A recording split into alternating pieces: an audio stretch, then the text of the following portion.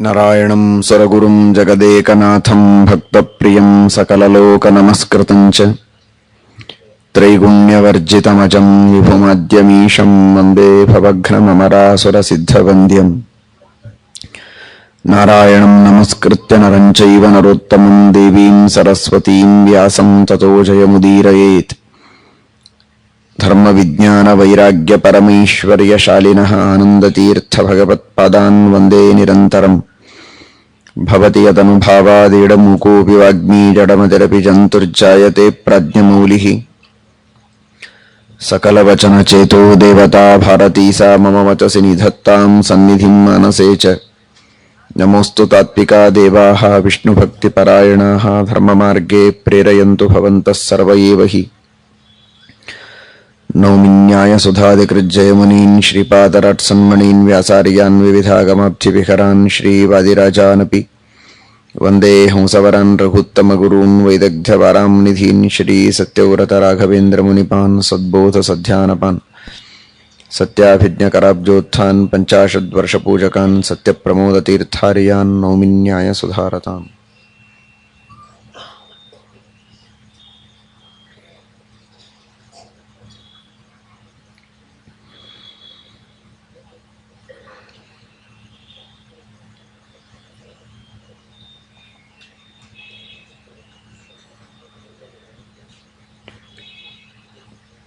ರಾಜನಾದ ವ್ಯಕ್ತಿ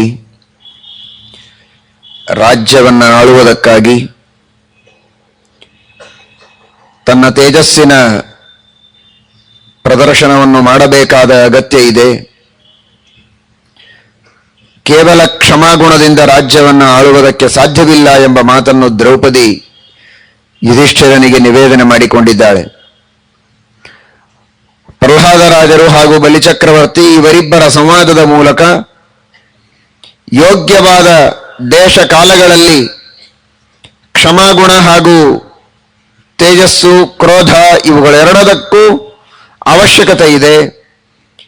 ಎರಡರಿಂದಲೂ ನಾವು ರಾಜ್ಯವನ್ನು ಆಳಬಹುದೇ ಹೊರತು ಒಂದು ಗುಣದಿಂದ ಅಲ್ಲ ಎಂಬುದಾಗಿ ತಿಳಿಸಿಕೊಟ್ಟಾಗ ದ್ರೌಪದಿಯ ಮಾತಿನಲ್ಲಿ ಬಹಳ ಸರಿಯಾದಂತಹ ತೂಕ ಇದೆ, ಪ್ರಶ್ನೆಗಳಿಗೆ ಉತ್ತರವಿದೆ. ಆದರೂ ಯುಧಿಷ್ಠಿರ ತನ್ನ ಪಕ್ಷವನ್ನು ಸಮರ್ಥನೆ ಮಾಡಿಕೊಳ್ಳುವುದಕ್ಕಾಗಿ ಕ್ರೋಧದ ದೋಷಗಳನ್ನು ತಿಳಿಸ್ತಾನೆ. ದ್ರೌಪದಿ ಹೇಳುವಾಗಲೇ ಎರಡನ್ನೂ ಹೇಳಿದ್ದಾಳೆ. ಕೇವಲ ಕ್ರೋಧ ಅಲ್ಲ, ಕೇವಲ ಕ್ಷಮ ಅಲ್ಲ, ಎರಡೂ ಇರಬೇಕು ಮನುಷ್ಯನಿಗೆ. ಎಲ್ಲಿ ಕ್ಷಮೆ ಮಾಡಬೇಕೋ ಅಲ್ಲಿ ಕ್ಷಮೆ, ಎಲ್ಲಿ ಕ್ರೋಧ ಮಾಡಬೇಕೋ ಅಲ್ಲಿ ಕ್ರೋಧ. ಆದರೆ ಕ್ರೋಧದ ದೋಷಗಳನ್ನು ಯುಧಿಷ್ಠಿರ ವಿಶೇಷವಾಗಿ ಎತ್ತಿ ತೋರಿಸ್ತಾನೆ. ಪ್ರಾಯ ದ್ರೌಪದಿಗೆ ಅದು ಉತ್ತರ ರೂಪದಲ್ಲಿ ಆಗದಿದ್ದರೂ ಕೇವಲ ಕ್ರೋಧದಿಂದಲೇ ಜೀವನವನ್ನು ನಡೆಸುವ, ಕ್ರೋಧದಿಂದ ತಪ್ತರಾಗುವ, ಇನ್ನೊಬ್ಬರನ್ನೂ ತಪ್ತರಾಗುವಂತೆ ಮಾಡುವ ಜನರಿಗೆ ಯುಧಿಷ್ಠಿರ ಸಂದೇಶವನ್ನು ನೀಡ್ತಾ ಇದ್ದಾನೆ ಅಂತ ಮಾತ್ರ ಭಾವಿಸಬಹುದು. ಯೋ ಹಿ ಸಂಹರತೆ ಕ್ರೋಧಂ ಭಾವಸ್ತಸ್ಯ ಶುಶೋಭನೆ, ಯೋ ನ ಸಂಹರತೆ ಕ್ರೋಧಂ ತಸ್ಯ ಅಭಾವೋ ಭವತ್ಯುತ. ಭಾವ ಮತ್ತು ಅಭಾವ. ಶ್ರೀಮದ್ ಆಚಾರ್ಯರು ಭಗವದ್ಗೀತೆಯ ವಾಕ್ಯಕ್ಕೆ ವ್ಯಾಖ್ಯಾನ ಮಾಡುವಾಗ ನಾ ಸತೋ ವಿದ್ಯತೆ ಭಾವ ನಾಭಾವೋ ವಿದ್ಯತೆ ಸತಃ. ಭಾವ ಮತ್ತು ಅಭಾವ ಎಂಬ ಶಬ್ದಗಳಿಗೆ ಅರ್ಥವೇನು ಅಂತ ಹೇಳ್ತಾ, ಭಾವ ಅಂದ್ರೆ ಮಂಗಲ, ಅಭಾವ ಅಂದ್ರೆ ಅಮಂಗಲ. ಭಾವ ಅಂದ್ರೆ ಶುಭ ಫಲ, ಅಭಾವ ಅಂದ್ರೆ ಅಶುಭ ಫಲ. ಆ ಅಭಿಪ್ರಾಯದಲ್ಲಿ ಯುಧಿಷ್ಠಿರ ಮಹಾಭಾರತದಲ್ಲಿ ಮಾತನಾಡುವುದನ್ನು ನಾವು ಕಾಣಬಹುದು. ಯೋ ಹಿ ಸಂಹರತೆ ಕ್ರೋಧಂ ಭಾವಸ್ತಸ್ಯ ಸುಶೋಭನೆ. ಜೀವನದಲ್ಲಿ ಯಾವುದನ್ನಾದರೂ ತಡೆಯುವುದಾದರೆ ಕ್ರೋಧವನ್ನು ತಡೆಗಟ್ಟಿದರೆ ಅವನಿಗೆ ಮಂಗಲವಿದೆ. ಕ್ರೋಧವನ್ನು ತಡೆಗಟ್ಟುವುದಕ್ಕೆ ಸಾಧ್ಯವಿಲ್ಲ ಅಂದರೆ ಅವನ ಜೀವನದಲ್ಲಿ ಹೆಜ್ಜೆ ಹೆಜ್ಜೆಗೆ ದುಃಖಗಳು, ಕಷ್ಟಗಳು, ವಿರಸಗಳು, ವೈಮನಸ್ಯಗಳು ಬೆಳೆದುಕೊಳ್ಳುತ್ತವೆ. ಇದನ್ನು ಎಚ್ಚರದಿಂದ ತಿಳಿಯಬೇಕು ಪ್ರತಿಯೊಬ್ಬರೂ ಕೂಡ ಎಂಬುದಾಗಿ ಯುಧಿಷ್ಠಿರ ತಿಳಿಸಿಕೊಡ್ತಾನೆ. ಮನುಷ್ಯನಿಗೆ ಅಧ್ಯಯನ ಬೇಕಾದಷ್ಟು ಇರುತ್ತದೆ. ಸಾಕಷ್ಟು ಜನರ ಸಂದರ್ಶನವನ್ನು ಮಾಡಿರುತ್ತಾನೆ, ಅವರ ಉಪದೇಶವನ್ನು ಪಡೆದಿರುತ್ತಾನೆ. ಪ್ರತ್ಯಕ್ಷವಾಗಿ ಸತ್ಕರ್ಮಗಳ ಫಲ ಏನು, ಅಸತ್ಕರ್ಮಗಳ ಫಲ ಏನು ಅಂತ ಕಂಡಿರ್ತಾನೆ. ಇಷ್ಟಾದರೂ ಅವುಗಳೆಲ್ಲ ವಿಸ್ಮೃತವಾಗ್ತವೆ, ಮರೆತು ಹೋಗ್ತವೆ. ಒಂದೇ ಒಂದು ಕಾರಣಕ್ಕಾಗಿ, ಕ್ರೋಧದಿಂದ. ಸಿಟ್ಟಿಗೆದ್ದ ಮನುಷ್ಯನಿಗೆ, ಕ್ರೋಧದ ಉದ್ರೇಕದಲ್ಲಿರುವ ವ್ಯಕ್ತಿಗೆ ಯಾವ ಶಾಸ್ತ್ರದ ವಚನಗಳೂ ನೆನಪಾಗುವುದಿಲ್ಲ, ಗುರುಗಳ ಉಪದೇಶವೂ ಸ್ಮರಣೆಗೆ ಬರೋದಿಲ್ಲ. ತಾನು ನೋಡಿ ತನ್ನ ಅನುಭವದಿಂದಲೇ ನಿರ್ಧಾರ ಮಾಡಿಕೊಂಡಂತಹ ಬೇಕಾದಷ್ಟು ಸತ್ಯಗಳಿರಬಹುದು, ಅವುಗಳೆಲ್ಲವೂ ಮರೆತು ಹೋಗ್ತವೆ. ಕ್ರೋಧ ಎಲ್ಲವನ್ನೂ ಮರೆಸುವಂತಹ, ಎಲ್ಲ ಜ್ಞಾನವನ್ನೂ ಸುಟ್ಟು ಹಾಕುವಂತಹ ಅಗ್ನಿ ಇದ್ದ ಹಾಗೆ ಅದು. ಹೀಗಾಗಿ ಕ್ರೋಧದಲ್ಲಿ ಎಂತಹ ಪಾಪವನ್ನ ಮಾಡುವುದಕ್ಕೂ ಮನುಷ್ಯ ಮುಂದಾಗ್ತಾನೆ. ಕ್ರುದ್ಧ ಪಾಪಂ ನರಃ ಕುರ್ಯಾತ್ ಕ್ರುದ್ಧೋ ಹನ್ಯಾತ್ ಗುರೂನಪಿ ಕ್ರುದ್ಧ ಪರುಷಯ ವಾಚಾ ಶ್ರೇಯಸೋಪ್ಯವಮನ್ಯತೆ. ತೀಕ್ಷ್ಣವಾದ ಮಾತುಗಳನ್ನು ಆಡಿ ದೊಡ್ಡವರಿಗೆ, ಗುರುಗಳಿಗೆ, ಜ್ಞಾನಿಗಳಿಗೆ, ಹಿರಿಯರಿಗೆ, ತನಗೆ ಉಪಕಾರ ಮಾಡಿದ ವ್ಯಕ್ತಿಗಳಿಗೆ ಅವಮಾನ ಮಾಡಬಹುದು, ಅವರ ಮನಸ್ಸು ನೋಯಿಸಬಹುದು. ಅವರ ಹೃದಯ ಭೇದಿಯಾದಂತಹ ಬಾಣದಂತೆ ಇರುವ ಮಾತುಗಳಿಂದ ಅವರಿಗೆ ಗಾಯ ಉಂಟು ಮಾಡಬಹುದು. ಆಮೇಲೆ ಪಶ್ಚಾತ್ತಾಪ ಆಗತ್ತೆ, ಹೀಗೆ ನಾನು ಮಾಡಬಾರದಾಗಿತ್ತು, ಎಷ್ಟು ಉಪಕಾರ ಮಾಡಿದವರಿವರು, ಇವರಿಂದಲೇ ನಾನು ಬದುಕಿದ್ದು. ಅವರ ಮನಸ್ಸಿಗೆ ನೋವಾಗುವಂತೆ ನಾನು ಮಾತನಾಡಬಾರದಾಗಿತ್ತು ಅಂತ ಆಮೇಲೆ ಪ್ರಜ್ಞೆ ಬರುತ್ತೆ. ಆದರೆ ಕ್ರೋಧದಲ್ಲಿ ಮಾತನಾಡಿಬಿಟ್ಟಿರ್ತಾನೆ, ಮನಸ್ಸು ಒಡೆದು ಹೋಗಿರುತ್ತದೆ, ಅನರ್ಥ ಆಗಿಬಿಟ್ಟಿರ್ತದೆ. ಪಶ್ಚಾತ್ತಾಪ ಮಾಡಿಕೊಂಡು ಪ್ರಯೋಜನವಿಲ್ಲ ಅನ್ನುವ ಸ್ಥಿತಿಗೆ ಬಂದು ಹೋಗಿರ್ತಾನೆ. ಅದಕ್ಕಾಗಿ ಮನುಷ್ಯ ಎಂದಿಗೂ ಕ್ರೋಧದ ಕೈಯಲ್ಲಿ ಮನಸ್ಸನ್ನು ಕೊಡುವುದಲ್ಲ. ಬಹಳ ಸಿಟ್ಟು ಬಂದಾಗ ಮಾತನೇ ಆಡದೆ ಸುಮ್ಮನೆ ಇರುವುದು ಬಹಳ ವಾಸಿ ಅಂತ ಹೇಳ್ತಾರೆ. ಸಂಯಮದಿಂದ ಸಿಟ್ಟು ಬರದೇ ಇರೋ ಹಾಗೆ ಮಾಡಿಕೊಳ್ಳೋದು ಬಹಳ ದೊಡ್ಡ ಗುಣ. ಇಷ್ಟೂ ಮೀರಿ ಸಿಟ್ಟು ಬಂದ್ರೆ ಒಂದಾದರೂ ನೆನಪಿನಲ್ಲಿ ಇಟ್ಕೊಂಡಿರಬೇಕು, ಸಿಟ್ಟು ಬಂದಾಗ ನಾವು ಮಾತಾಡಬಾರದು. ಏನು ಮಾತಾಡ್ತೇವೆ ಎನ್ನುವುದು ಎಚ್ಚರ ಇರೋದಿಲ್ಲ. ಆಡಬಾರದು ಅಂತ ಗೊತ್ತಿದ್ದ ಮಾತುಗಳನ್ನು ನಾವೇ ಆಡುವಂತಹ ಪ್ರಸಂಗ ಬರುತ್ತದೆ. ಅದಕ್ಕಾಗಿ ಸಿಟ್ಟು ಬಂದಾಗ ಏನು ತೊಂದರೆಯಾದರೂ ತಾನು ಮನಸ್ಸಿನಲ್ಲಿ ಅದನ್ನು ಆಲೋಚನೆ ಮಾಡಿ 10 ಬಾರಿ ವಿಚಾರ ಮಾಡಿದರೆ ಅಷ್ಟರೊಳಗೆ ಸಿಟ್ಟು ಕಡಿಮೆಯಾಗಿರ್ತದೆ. ಅದಕ್ಕೆ ಎಣಿಸಬೇಕು ಅಂತ ಹೇಳ್ತಾರೆ ಕೆಲವರು. ಸಿಟ್ಟು ಬಂತು ಅಂದ್ರೆ ಎಣಿಸ್ತಾ ಕೂಡಬೇಕಂತ, 1 2 3 4 5 ಅಂತ ಎಣಿಸ್ತಾ ಕೂಡೋದ್ರೊಳಗೆ. ಎಣಿಸ್ಬೇಕು ಅಂದ್ರೆ ಆ ಸಂಖ್ಯೆಗೂ ಸಿಟ್ಟಿಗೂ ಏನು ಸಂಬಂಧ ಇಲ್ಲ. ಅಷ್ಟೊತ್ತಿನೊಳಗೆ ಇವನಿಗೆ ವಿಚಾರಕ್ಕೊಂದು ಅವಕಾಶ ಸಿಗತ್ತೆ. ಯಾಕೆ ನಾನು ಸಿಟ್ಟಿಗೆ ಬಂದೆ? ಏನೋ ಒಂದು ಪದಾರ್ಥ ತರುವಾಗ ಮಗ ಕೈಯಿಂದ ಕೆಳಗೆ ಒಗೆದ, ಆ ಪದಾರ್ಥ ಮುರಿದು ಹೋಯ್ತು. ಬಹಳ ಬೆಲೆ ಬಾಳುವಂತಹ ಪದಾರ್ಥ, ತಾನು ಅದೇ ತಂದಿದ್ದ ಕಷ್ಟಪಟ್ಟು, ಮುರಿದು ಹೋಯ್ತು. ಅದಕ್ಕಾಗಿ ನನಗೆ ಸಿಟ್ಟು ಬಂದಿದೆ.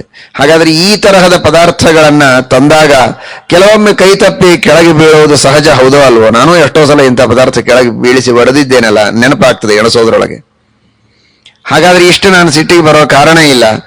ಸರಿಯಾಗಿ ಸ್ವಲ್ಪ ಜೋರಾಗಿ ಹೇಳಿಬಿಟ್ರೆ ಎಚ್ಚರದಿಂದ ಕೆಲಸ ಮಾಡ್ತಾನೆ, ಸಾಕು. ಅಷ್ಟಕ್ಕೆ ನಾನು ಬಹಳ ಜೋರಾಗಿ ಸಿಟ್ಟು ಮಾಡಿಕೊಂಡು ಹೊಡೆದು ಮಗನನ್ನ ಇನ್ನೊಮ್ಮೆ ಇವನ ಹೇಳಿದ ಯಾವ ಕೆಲಸಗಳನ್ನು ಮಾಡಲೇಬಾರದು ಅನ್ನುವ ರೀತಿಯಲ್ಲಿ ಅವನಿಗೆ ಭಾವನೆ ಬರೋ ಹಾಗೆ ನಾನು ಮಾಡಬಾರದು. ಈ ಎಲ್ಲ ಆಲೋಚನೆಗಳು ಮನುಷ್ಯನಿಗೆ ತಾನು ಒಂದು ಸ್ವಲ್ಪ ಹೊತ್ತು ವಿರಾಮದಲ್ಲಿದ್ದಾಗ ಬರುವುದಕ್ಕೆ ಅವಕಾಶ ಇದೆ. ಇಂತಹ ತಪ್ಪುಗಳು ಸಹಜವೋ ಅಸಹಜವೋ, ಬುದ್ಧಿಪೂರ್ವಕ ಅಲ್ಲವೋ, ನಾವೆಲ್ಲ ಮಾಡುವಂತಹ ತಪ್ಪೋ ಅಥವಾ ಯಾರೂ ಮಾಡದೇ ಇದ್ದಂತಹ ತಪ್ಪು ಮಾಡುವುದಕ್ಕೆ ಅನಿವಾರ್ಯತೆ ಇತ್ತೋ, ಬೇರೆ ದಾರಿ ಇತ್ತೋ, ಇವುಗಳೆಲ್ಲವನ್ನ ಆಲೋಚನೆ ಮಾಡಿದಾಗ 100 ಸಿಟ್ಟು ಬರಬೇಕಾದದ್ದು 10ಕ್ಕೆ ಇಳಿಯುತ್ತದೆ. ಎಷ್ಟು ಕೆಲಸಕ್ಕೆ ಬೇಕೋ ಅಷ್ಟು ಮಾತ್ರ ಜೋರು ಮಾಡಿ ಸ್ವಲ್ಪ ಬೆದರಿಸಿ ಅವನಿಗೆ ತಿಳಿ ಹೇಳಿಬಿಡ್ತಾನೆ, ಸಾಕು. ಅಷ್ಟು ಕೆಲಸಕ್ಕೆ ಸಾಕಾಗತ್ತೆ. ಆದರೆ ಅದು ಬಿಟ್ಟು ತನಗೆ ಸಿಟ್ಟು ಬಂದ 2ನೇ ಕ್ಷಣದಲ್ಲಿ ಕಾರ್ಯಾಚರಣೆ ಮಾಡೋದಾದರೆ ಬಿದ್ದ ಪದಾರ್ಥವನ್ನೇ ತೆಗೆದುಕೊಂಡು ಮಗನ ತಲೆಗೆ ಘಟ್ಟಿಸ್ತಾನೆ. 2ನೇ ಕ್ಷಣಕ್ಕೆ ಅಳತಾನೆ, ಅಯ್ಯೋ ಮಗನಿಗೆ ಹೊಡೆದು ಬಿಟ್ನೆಲ್ಲ, ರಕ್ತ ಬಂತು ಅಂತ. ಆಮೇಲೆ ಪಶ್ಚಾತ್ತಾಪ ಪಡ್ತಾನೆ. ಆದರೆ ರಕ್ತ ಏನು ನಿಲ್ಲೋದಿಲ್ಲ ಇವನು ಪಶ್ಚಾತ್ತಾಪ ಪಟ್ರೆ. ಹಾಗಾಗಿ ಸಿಟ್ಟಿನಲ್ಲಿ ಮನುಷ್ಯ ಎಂದಿಗೂ ಕಾರ್ಯಗಳನ್ನು ಮಾಡಬಾರದು ಅಂತ. ಅದಕ್ಕೆ ಸುಮ್ಮನೆ 1 2 3 ಅಂತ ನೆನೆಸೋದರ ಬದಲು ದೇವರ ಸ್ಮರಣೆ ಮಾಡುವುದು ಉತ್ತಮ. ಅಲ್ಲಿ ಸಮಯವೂ ಸಿಗತ್ತೆ, ಒಳಗಿನಿಂದ ಪ್ರಚೋದನೆಯೂ ಸಿಗತ್ತೆ. ಆ ಮನಸ್ಸಿಗೆ ಪ್ರೇರಕರಾದ ದೇವತೆಗಳಿಗೂ ಪ್ರೇರಕನಾದಂತಹ ಭಗವಂತನ ಅನುಗ್ರಹದಿಂದ ಮನಸ್ಸಿಗೆ ಸಂಯಮ, ಪರಮಾತ್ಮನ ಮತ್ಸ್ಯಕೂರ್ಮ ವರಾಹನ ಎಲ್ಲ 10 ಅವತಾರಗಳನ್ನ, ವಾಯುದೇವರ ಅವತಾರಗಳನ್ನ, ಭಗವಂತನ ಲೀಲೆಗಳನ್ನ ಸ್ವಲ್ಪ ಚಿಂತನೆ ಮಾಡ್ತಾ ಕಣ್ಣು ಮುಚ್ಚಿಬಿಟ್ರೆ ಅಷ್ಟು ಹೊತ್ತಿನೊಳಗೆ ಇವನಿಗೆ ಸಿಟ್ಟು ಇಳಿದು ಸಂಯಮಕ್ಕೆ ಇವನು ಬರುವುದಕ್ಕೆ ಸಾಧ್ಯ ಇದೆ. ಯುಧಿಷ್ಠಿರ ಹೇಳ್ತಾನೆ, ಕ್ರುದ್ಧ ಪಾಪಂ ನರಃ ಕುರ್ಯಾತ್. ಕ್ರುದ್ಧನಾದಾಗ ಮಾಡಬಾರದ ಕೆಲಸಗಳನ್ನು ಮಾಡಿ ಪಶ್ಚಾತ್ತಾಪ ಪಡುವ ಪ್ರಸಂಗ ಇದೆ. ವಾಚ್ಯೇ ಕುಪಿತೋ ನ ಪ್ರಜಾನಾತಿ ಕವಿಹಿಚಿತ ನ ಕಾರ್ಯಮಸ್ತಿ ಕ್ರುದ್ಧಸ್ಯ ನಾವಾಚ್ಯಂ ವಿದ್ಯತೆ ತಥಾ. ಮಾಡಬಾರದ್ದು ಆಡಬಾರದ್ದು ಅಂತ ಉಳಿಯೋದೇ ಇಲ್ಲ ಅವನಿಗೆ. ಏನನ್ನಾದರೂ ಆಡ್ತಾನೆ, ಏನನ್ನಾದರೂ ಮಾಡ್ತಾನೆ. ಅದಕ್ಕಾಗಿ ಕ್ರೋಧ ಎಂದಿಗೂ ಸಲ್ಲದು. ತನ್ನನ್ನು ತಾನೇ ಹತ್ಯೆ ಮಾಡಿಕೊಂಡು ಹಾಳಾಗುವುದಕ್ಕೂ ಸಾಧ್ಯ ಇದೆ. ಅಷ್ಟು ದೊಡ್ಡ ಕೆಲಸ ಏನಿರೋದಿಲ್ಲ, ಅಂತಹ ಅನರ್ಥ ಮಾಡಿಕೊಳ್ಳಬೇಕಾದ ಅಗತ್ಯ ಇರೋದಿಲ್ಲ. ಸುಲಭವಾಗಿ ಆ ಕಷ್ಟದಿಂದ ತಾನು ಪಾರಾಗಬಹುದು. ಆದರೆ ಕ್ರೋಧದಿಂದ ತನ್ನನ್ನು ತಾನೇ ಹತ್ಯೆ ಮಾಡಿಕೊಂಡು ತನ್ನ ಇತಿಶ್ರೇ ಮಾಡಿಕೊಂಡ ಮೇಲೆ ಪಶ್ಚಾತ್ತಾಪ ಪಡೋದಕ್ಕೂ ಉಳಿದಿರೋದಿಲ್ಲ ಇವನು. ಉಳಿದವರೆಲ್ಲ ದುಃಖ ಪಡಬೇಕಷ್ಟೇ ಹೊರತು ಎಲ್ಲರನ್ನೂ ದುಃಖದಲ್ಲಿಟ್ಟು ತಾನು ಪಡೆಯಬೇಕಾದ ದೊಡ್ಡ ಧ್ಯೇಯವನ್ನ, ಗುರಿಯನ್ನ ಸಾಧಿಸದೆ ಹಾಳಾಗಿ ಹೋದಂತೆ ತಾತ್ಕಾಲಿಕವಾದ ಒಂದು ಸಣ್ಣ ಸಿಟ್ಟು. ಏನೋ ತಾನು ಹೇಳಿದ್ದನ್ನ ಮಕ್ಕಳು ಕೇಳಲಿಲ್ಲ, ಹೆಂಡತಿ ಕೇಳಲಿಲ್ಲ, ಅಥವಾ ಎಲ್ಲಿಯೋ ಆಫೀಸಿನೊಳಗೆ ತನಗೆ ವಿರೋಧ ಆಯಿತು ಅನ್ನುವ ಒಂದೇ ಒಂದು ಕಾರಣಕ್ಕೆ ತಾನು ಬಯಸಿದ ಉದ್ಯೋಗ ಸಿಕ್ಕಿಲ್ಲ, ತಾನು ಬಯಸಿದಂತಹ ಹಣ ತನಗೆ ಸಿಕ್ಕಿಲ್ಲ ಅನ್ನುವ ಒಂದು ಕಾರಣಕ್ಕಾಗಿ ಆತ್ಮಹತ್ಯೆಯನ್ನು ಮಾಡಿಕೊಳ್ಳುವವರು ಇದ್ದಾರೆ. ಅದು ಬುದ್ಧಿಗೇಡಿತನ. ಅಂತಹ ಚಿಕ್ಕ ಕಾರಣಗಳಿಗಾಗಿ ಸಿಟ್ಟಿಗೆ ಬಂದು ತನ್ನನ್ನು ತಾನೇ ನಾಶ ಮಾಡಿಕೊಳ್ಳುವಂತಹ ಪ್ರವೃತ್ತಿ ಮನುಷ್ಯನಲ್ಲಿ ಬರುವುದಕ್ಕೆ ಸಾಧ್ಯ ಇದೆ. ಅದಕ್ಕಾಗಿ ಏನಾದರೂ ಬಿಡುವುದಾದರೆ ಸಿಟ್ಟನ್ನು ಮೊದಲಿಗೆ ಬಿಡಬೇಕು. ಶ್ರಾದ್ದ ಮಾಡುವುದಾದರೆ ಕ್ರೋಧದ ಶ್ರಾದ್ದವನ್ನ ಮೊದಲಿಗೆ ಮಾಡಬೇಕು. ಇದನ್ನ ಜೀವತ್ ಪಿತೃಕರೂ ಮಾಡಬಹುದು, ಅಜೀವತ್ ಪಿತೃಕರೂ ಮಾಡಬಹುದು. ತಂದೆ ಇದ್ದವರು ಯಾರು ಶ್ರಾದ್ದ ಮಾಡಬಾರದು ಅಂತ ಇದೆ. ಅದಕ್ಕಾಗಿ ತಂದೆ ಇರೋವರೆಗೆ ನಾವು ಕ್ರೋಧವನ್ನ ಮಾಡಿ ಆಮೇಲೆ ಶ್ರಾದ್ದವನ್ನ ಮಾಡ್ತೇವೆ ಅಂತಲ್ಲ. ಈ ಶ್ರಾದ್ದವನ್ನ ಎಲ್ಲರೂ ಮಾಡಬೇಕಾದದ್ದು.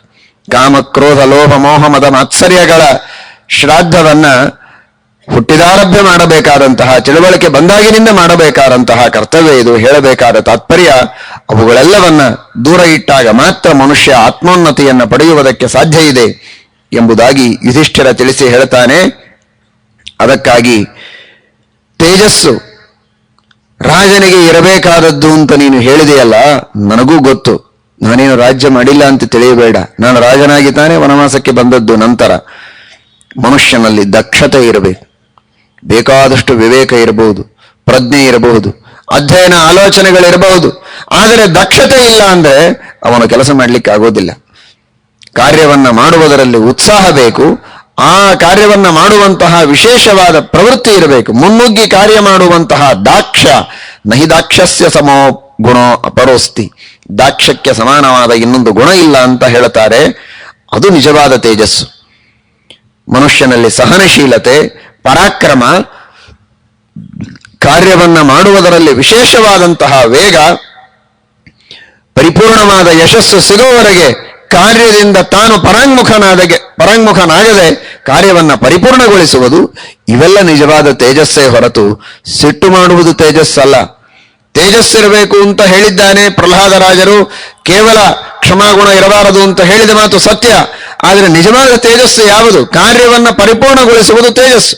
ಅರ್ಧಕ್ಕೆ ಬಿಡುವುದು ಅದು ಹೇಳಿತನ. ಪರಾಕ್ರಮ ಇದು ತೇಜಸ್ಸು. ಸಹನಶೀಲತೆ ಇದೊಂದು ತೇಜಸ್ಸು.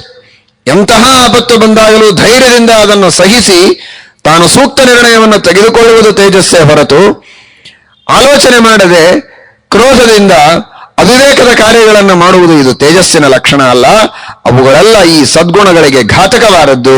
ಆದ್ದರಿಂದ ಎಂದಿಗೂ ಆ ತರಹದ ಕ್ರೋಧವನ್ನ ಮಾಡಬೇಕು ಅನ್ನುವುದು ಯಾವ ಜ್ಞಾನಿಗಳಿಗೂ ಸಮ್ಮತವಾದದ್ದಲ್ಲ. ಮನುಷ್ಯ ಮಾತಿಗೆ ಮಾತು ಉತ್ತರ ಕೊಡ್ತಾ ಹೋದರೆ ಗಂಡ, ಹೆಂಡತಿ, ತಂದೆ, ತಾಯಿ, ಮಕ್ಕಳು ಯಾರೂ ಪ್ರೀತಿಯಿಂದ ಇರಲಿಕ್ಕೆ ಸಾಧ್ಯ ಇಲ್ಲ. ಒಬ್ಬರನ್ನೊಬ್ಬರು ಹೊಡೆದಾಡಿಕೊಂಡು ಕುಟುಂಬವನ್ನೇ ಹಾಳು ಮಾಡಿಕೊಳ್ತಾರೆ. ಆಕೃಷ್ಟ ಪುರುಷ ಸರ್ವಂ ಪ್ರತ್ಯಾಕ್ರೋಶೇದ ನಂತರಂ ಹನ್ಯರುಹಿ ಪಿತರ ಪುತ್ರಾನ್ ಪುತ್ರಾಂಶ್ಚಾಪಿ ತಥಾ ಪಿತೃನ್ ಹನ್ಯಶ್ಚ ಪತಯೋ ಭಾರ್ಯಾಹ ಪತೀನ್ ಭಾರ್ಯಾಸ್ತಥೈವ ಚ ಏವಂ ಸಂಕುಪಿತೆ ಲೋಕೆ ಜನ್ಮ ಕೃಷ್ಣೇನ ವಿದ್ಯತೆ. ಜೀವನವೇ ನಡೆಯೋದಕ್ಕೆ ಸಾಧ್ಯ ಇಲ್ಲ. ಒಬ್ಬರನ್ನೊಬ್ಬರು ಅರ್ಥ ಮಾಡಿಕೊಳ್ಳದೆ ಆಡಿದ ಮಾತಿಗೆ ಉತ್ತರವನ್ನು ನೀಡುತ್ತಾ ಹೋದರೆ, ಸಹನೆ ಮಾಡದೇ ಇದ್ದರೆ, ಮಾತಿನ ಅಭಿಪ್ರಾಯವನ್ನು ತಿಳಿದು ಅದಕ್ಕೆ ಸ್ಪಂದನೆ ಮಾಡದೆ ಕೇವಲ ಸಿಟ್ಟು ಮಾತ್ರ ಮಾಡುತ್ತಾ ಹೋದರೆ ಜೀವನದಲ್ಲಿ ಯಾರೂ ಸುಖವಾಗಿರುವುದಕ್ಕೆ ಸಾಧ್ಯ ಇಲ್ಲ. ಅದಕ್ಕಾಗಿ ನೀನು ನನಗೆ ಕ್ರೋಧದ ಪಾಠವನ್ನ ಕಲಿಸಬೇಡ. ನಾನು ಕಲಿಸುವ ಕ್ಷಮಾ ಪಾಠವನ್ನ ಬೇಕು ಅಂದ್ರೆ ನೀನು ಕಲಿ. ನಾನು ಎಂದಿಗೂ ಕ್ರೋಧವನ್ನ ಮಾಡುವುದಕ್ಕೆ ತಯಾರಿಲ್ಲ. ಕ್ಷಮಾದೊಳಗೆ ಧರ್ಮ ಇದೆ, ಯಜ್ಞ ಇದೆ, ಪಾಠ ಪ್ರವಚನಗಳಿದೆ, ಲೋಕಗಳಿವೆ, ವೇದಗಳಿವೆ, ಎಲ್ಲವೂ ಕ್ಷಮಾಗುಣದಲ್ಲಿ ಅಂತರ್ಭೂತವಾಗಿದೆ. ಯಜ್ಞ ಮಾಡಬೇಕು ಅಂದ್ರೆ ಎಷ್ಟು ಕೆಲಸಗಳಿವೆ, ಎಷ್ಟು ಸಹಾಯಕರು ಬೇಕು, ಋತ್ವಿಜರು ಬೇಕು, ಸೇವಕರು ಬೇಕು, ದಾಸರು ಬೇಕು. ಅಷ್ಟೆಲ್ಲ ಜನ ಕಾರ್ಯ ಮಾಡಿದಾಗ ಒಂದು ಯಜ್ಞ ಸಂಪನ್ನ ಆಗ್ತದೆ. ಮಾಡುವಾಗ ಸ್ವಲ್ಪ ವಿಳಂಬ ಆಗಬಹುದು, ಹೆಚ್ಚು ಕಡಿಮೆ ಆಗಬಹುದು, ಉತ್ತಮವಾದ ಪದಾರ್ಥಗಳು ಸಿಗಬಹುದು, ಸಿಗದೇ ಇರಬಹುದು. ಕೇವಲ ಕ್ರೋಧವನ್ನ ಮಾಡ್ತಾ ಕುಳಿತರೆ ಯಜ್ಞವೇ ನಿಂತು ಹೋಗುತ್ತೆ, ಅಧ್ಯಯನವೇ ನಿಂತು ಹೋಗುತ್ತೆ. ಒಂದು ತಪ್ಪು ಮಾಡಿದಾಗ 10 ಬಾರಿ ಗುರುಗಳು ಬೈತಾರೆ, ಸ್ವರ ತಪ್ಪಿದರೆ ಬೈತಾರೆ. ಹಳೆ ಕಾಲದ ಪದ್ಧತಿಯನ್ನ ನಾವು ಕೇಳ್ತಾ ಇದ್ವಿ. ಪಕ್ಕದಲ್ಲಿ ಕುಳಿತು ಗುರುಗಳು ಪಾಠ ಹೇಳಬೇಕು ವೇದಗಳ ಸ್ವರ ಎಷ್ಟು ದಿನದ್ದು, ಅನಾದಿ ಕಾಲದಿಂದ ನಡೆದು ಬಂದದ್ದು. ವೇದಗಳಲ್ಲಿರುವ ಅಕ್ಷರಗಳು, ಪದಗಳು, ಸ್ವರಗಳು ಸ್ವಲ್ಪವೂ ವ್ಯತ್ಯಾಸವಾಗದಂತೆ ಪುಸ್ತಕಗಳ ಮುದ್ರಣ ಇತ್ತೀಚೆಗೆ. ಕೇವಲ ಮುಖದಿಂದ ಮುಖಕ್ಕೆ ಆ ವೇದಗಳು, ಅಂತಹ ವೇದಗಳ ರಾಶಿ ಅಂದಿನಿಂದ ಇಂದಿನವರೆಗೆ ಉಳಿಯಬೇಕಾದ್ರೆ ಎಷ್ಟು ಕಷ್ಟಪಟ್ಟಿದ್ದಾರೆ ಋಷಿಗಳು ಅದಕ್ಕಾಗಿ.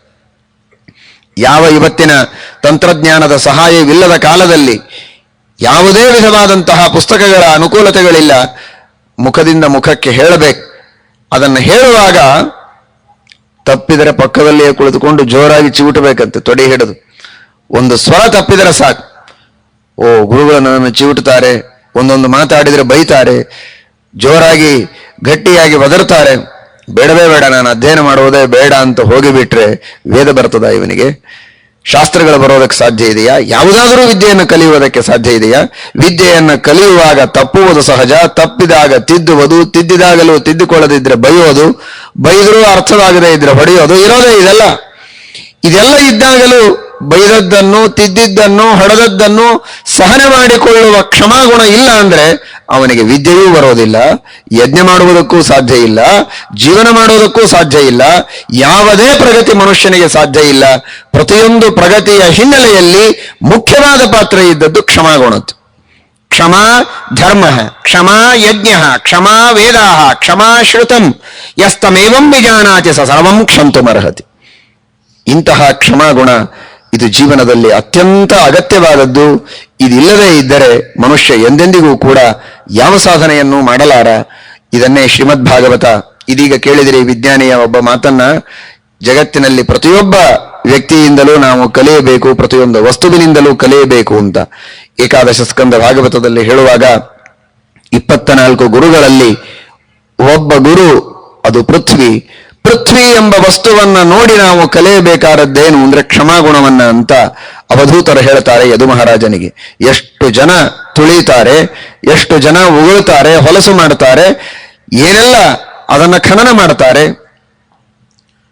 ತಾವು ಸುಖವಾಗಿರಬೇಕು ಅನ್ನುವುದಕ್ಕಾಗಿ ಏನು ಬೇಕಾದ್ದನ್ನೂ ಮಾಡ್ತಾರೆ. ಖನನ ಮಾಡಿದರೂ, ಮೈ ಕೆತ್ತಿದರೂ ಸುಮ್ಮನೆ ಕುಳಿತು, ಉಗುಳಿದರು, ತೆಗಳಿದರು, ತುಳಿದರು, ಹೊಲಸು ಮಾಡಿದರೂ ಸಹನೆ ಮಾಡಿ ನಮ್ಮನ್ನು ಹೊರಗೆ ಹಾಕದೆ ಆಶ್ರಯವನ್ನ ನೀಡಿ, ಬರೀ ಆಶ್ರಯ ಅಲ್ಲ, ಇರುವುದಕ್ಕೆ ತನ್ನೊಳಗೆ ಆಶ್ರಯ, ತಾನೇ ಇಷ್ಟು ಬೈದವರನ್ನ, ಹೊಡೆದವರನ್ನ, ತುಳಿದವರನ್ನ ಬದುಕಿಸುವುದಕ್ಕೆ ಹೊಟ್ಟೆ ತುಂಬ ಆಹಾರವನ್ನ ತಾನೇ ಬೆಳೆಸಿ ಅವರಿಗೆ ಉಣ್ಣುವುದಕ್ಕೂ ತಿನ್ನುವುದಕ್ಕೂ ಕೊಡುವ ತಾಯಿಯಂತೆ ಇದ್ದವಳು ಪೃಥ್ವಿ. ಬಯಸಿಕೊಂಡು ಆಶ್ರಯ ನೀಡಿದ್ದಾಳೆ, ತುಳಿಸಿಕೊಂಡು ಉಳಿಸಿಕೊಂಡು ನಮಗೆ ಮಾತ್ರ ಅತ್ಯಂತ ಶುದ್ಧವಾದ ರುಚಿಯಾದ ಹಣ್ಣು ಹಂಪಲುಗಳನ್ನ, ಧಾನ್ಯಗಳನ್ನ ಬೆಳೆಸಿ ಹೊಟ್ಟೆ ತುಂಬ ತಿನ್ನುವುದಕ್ಕೆ ಕೊಡ್ತಾಳೆ.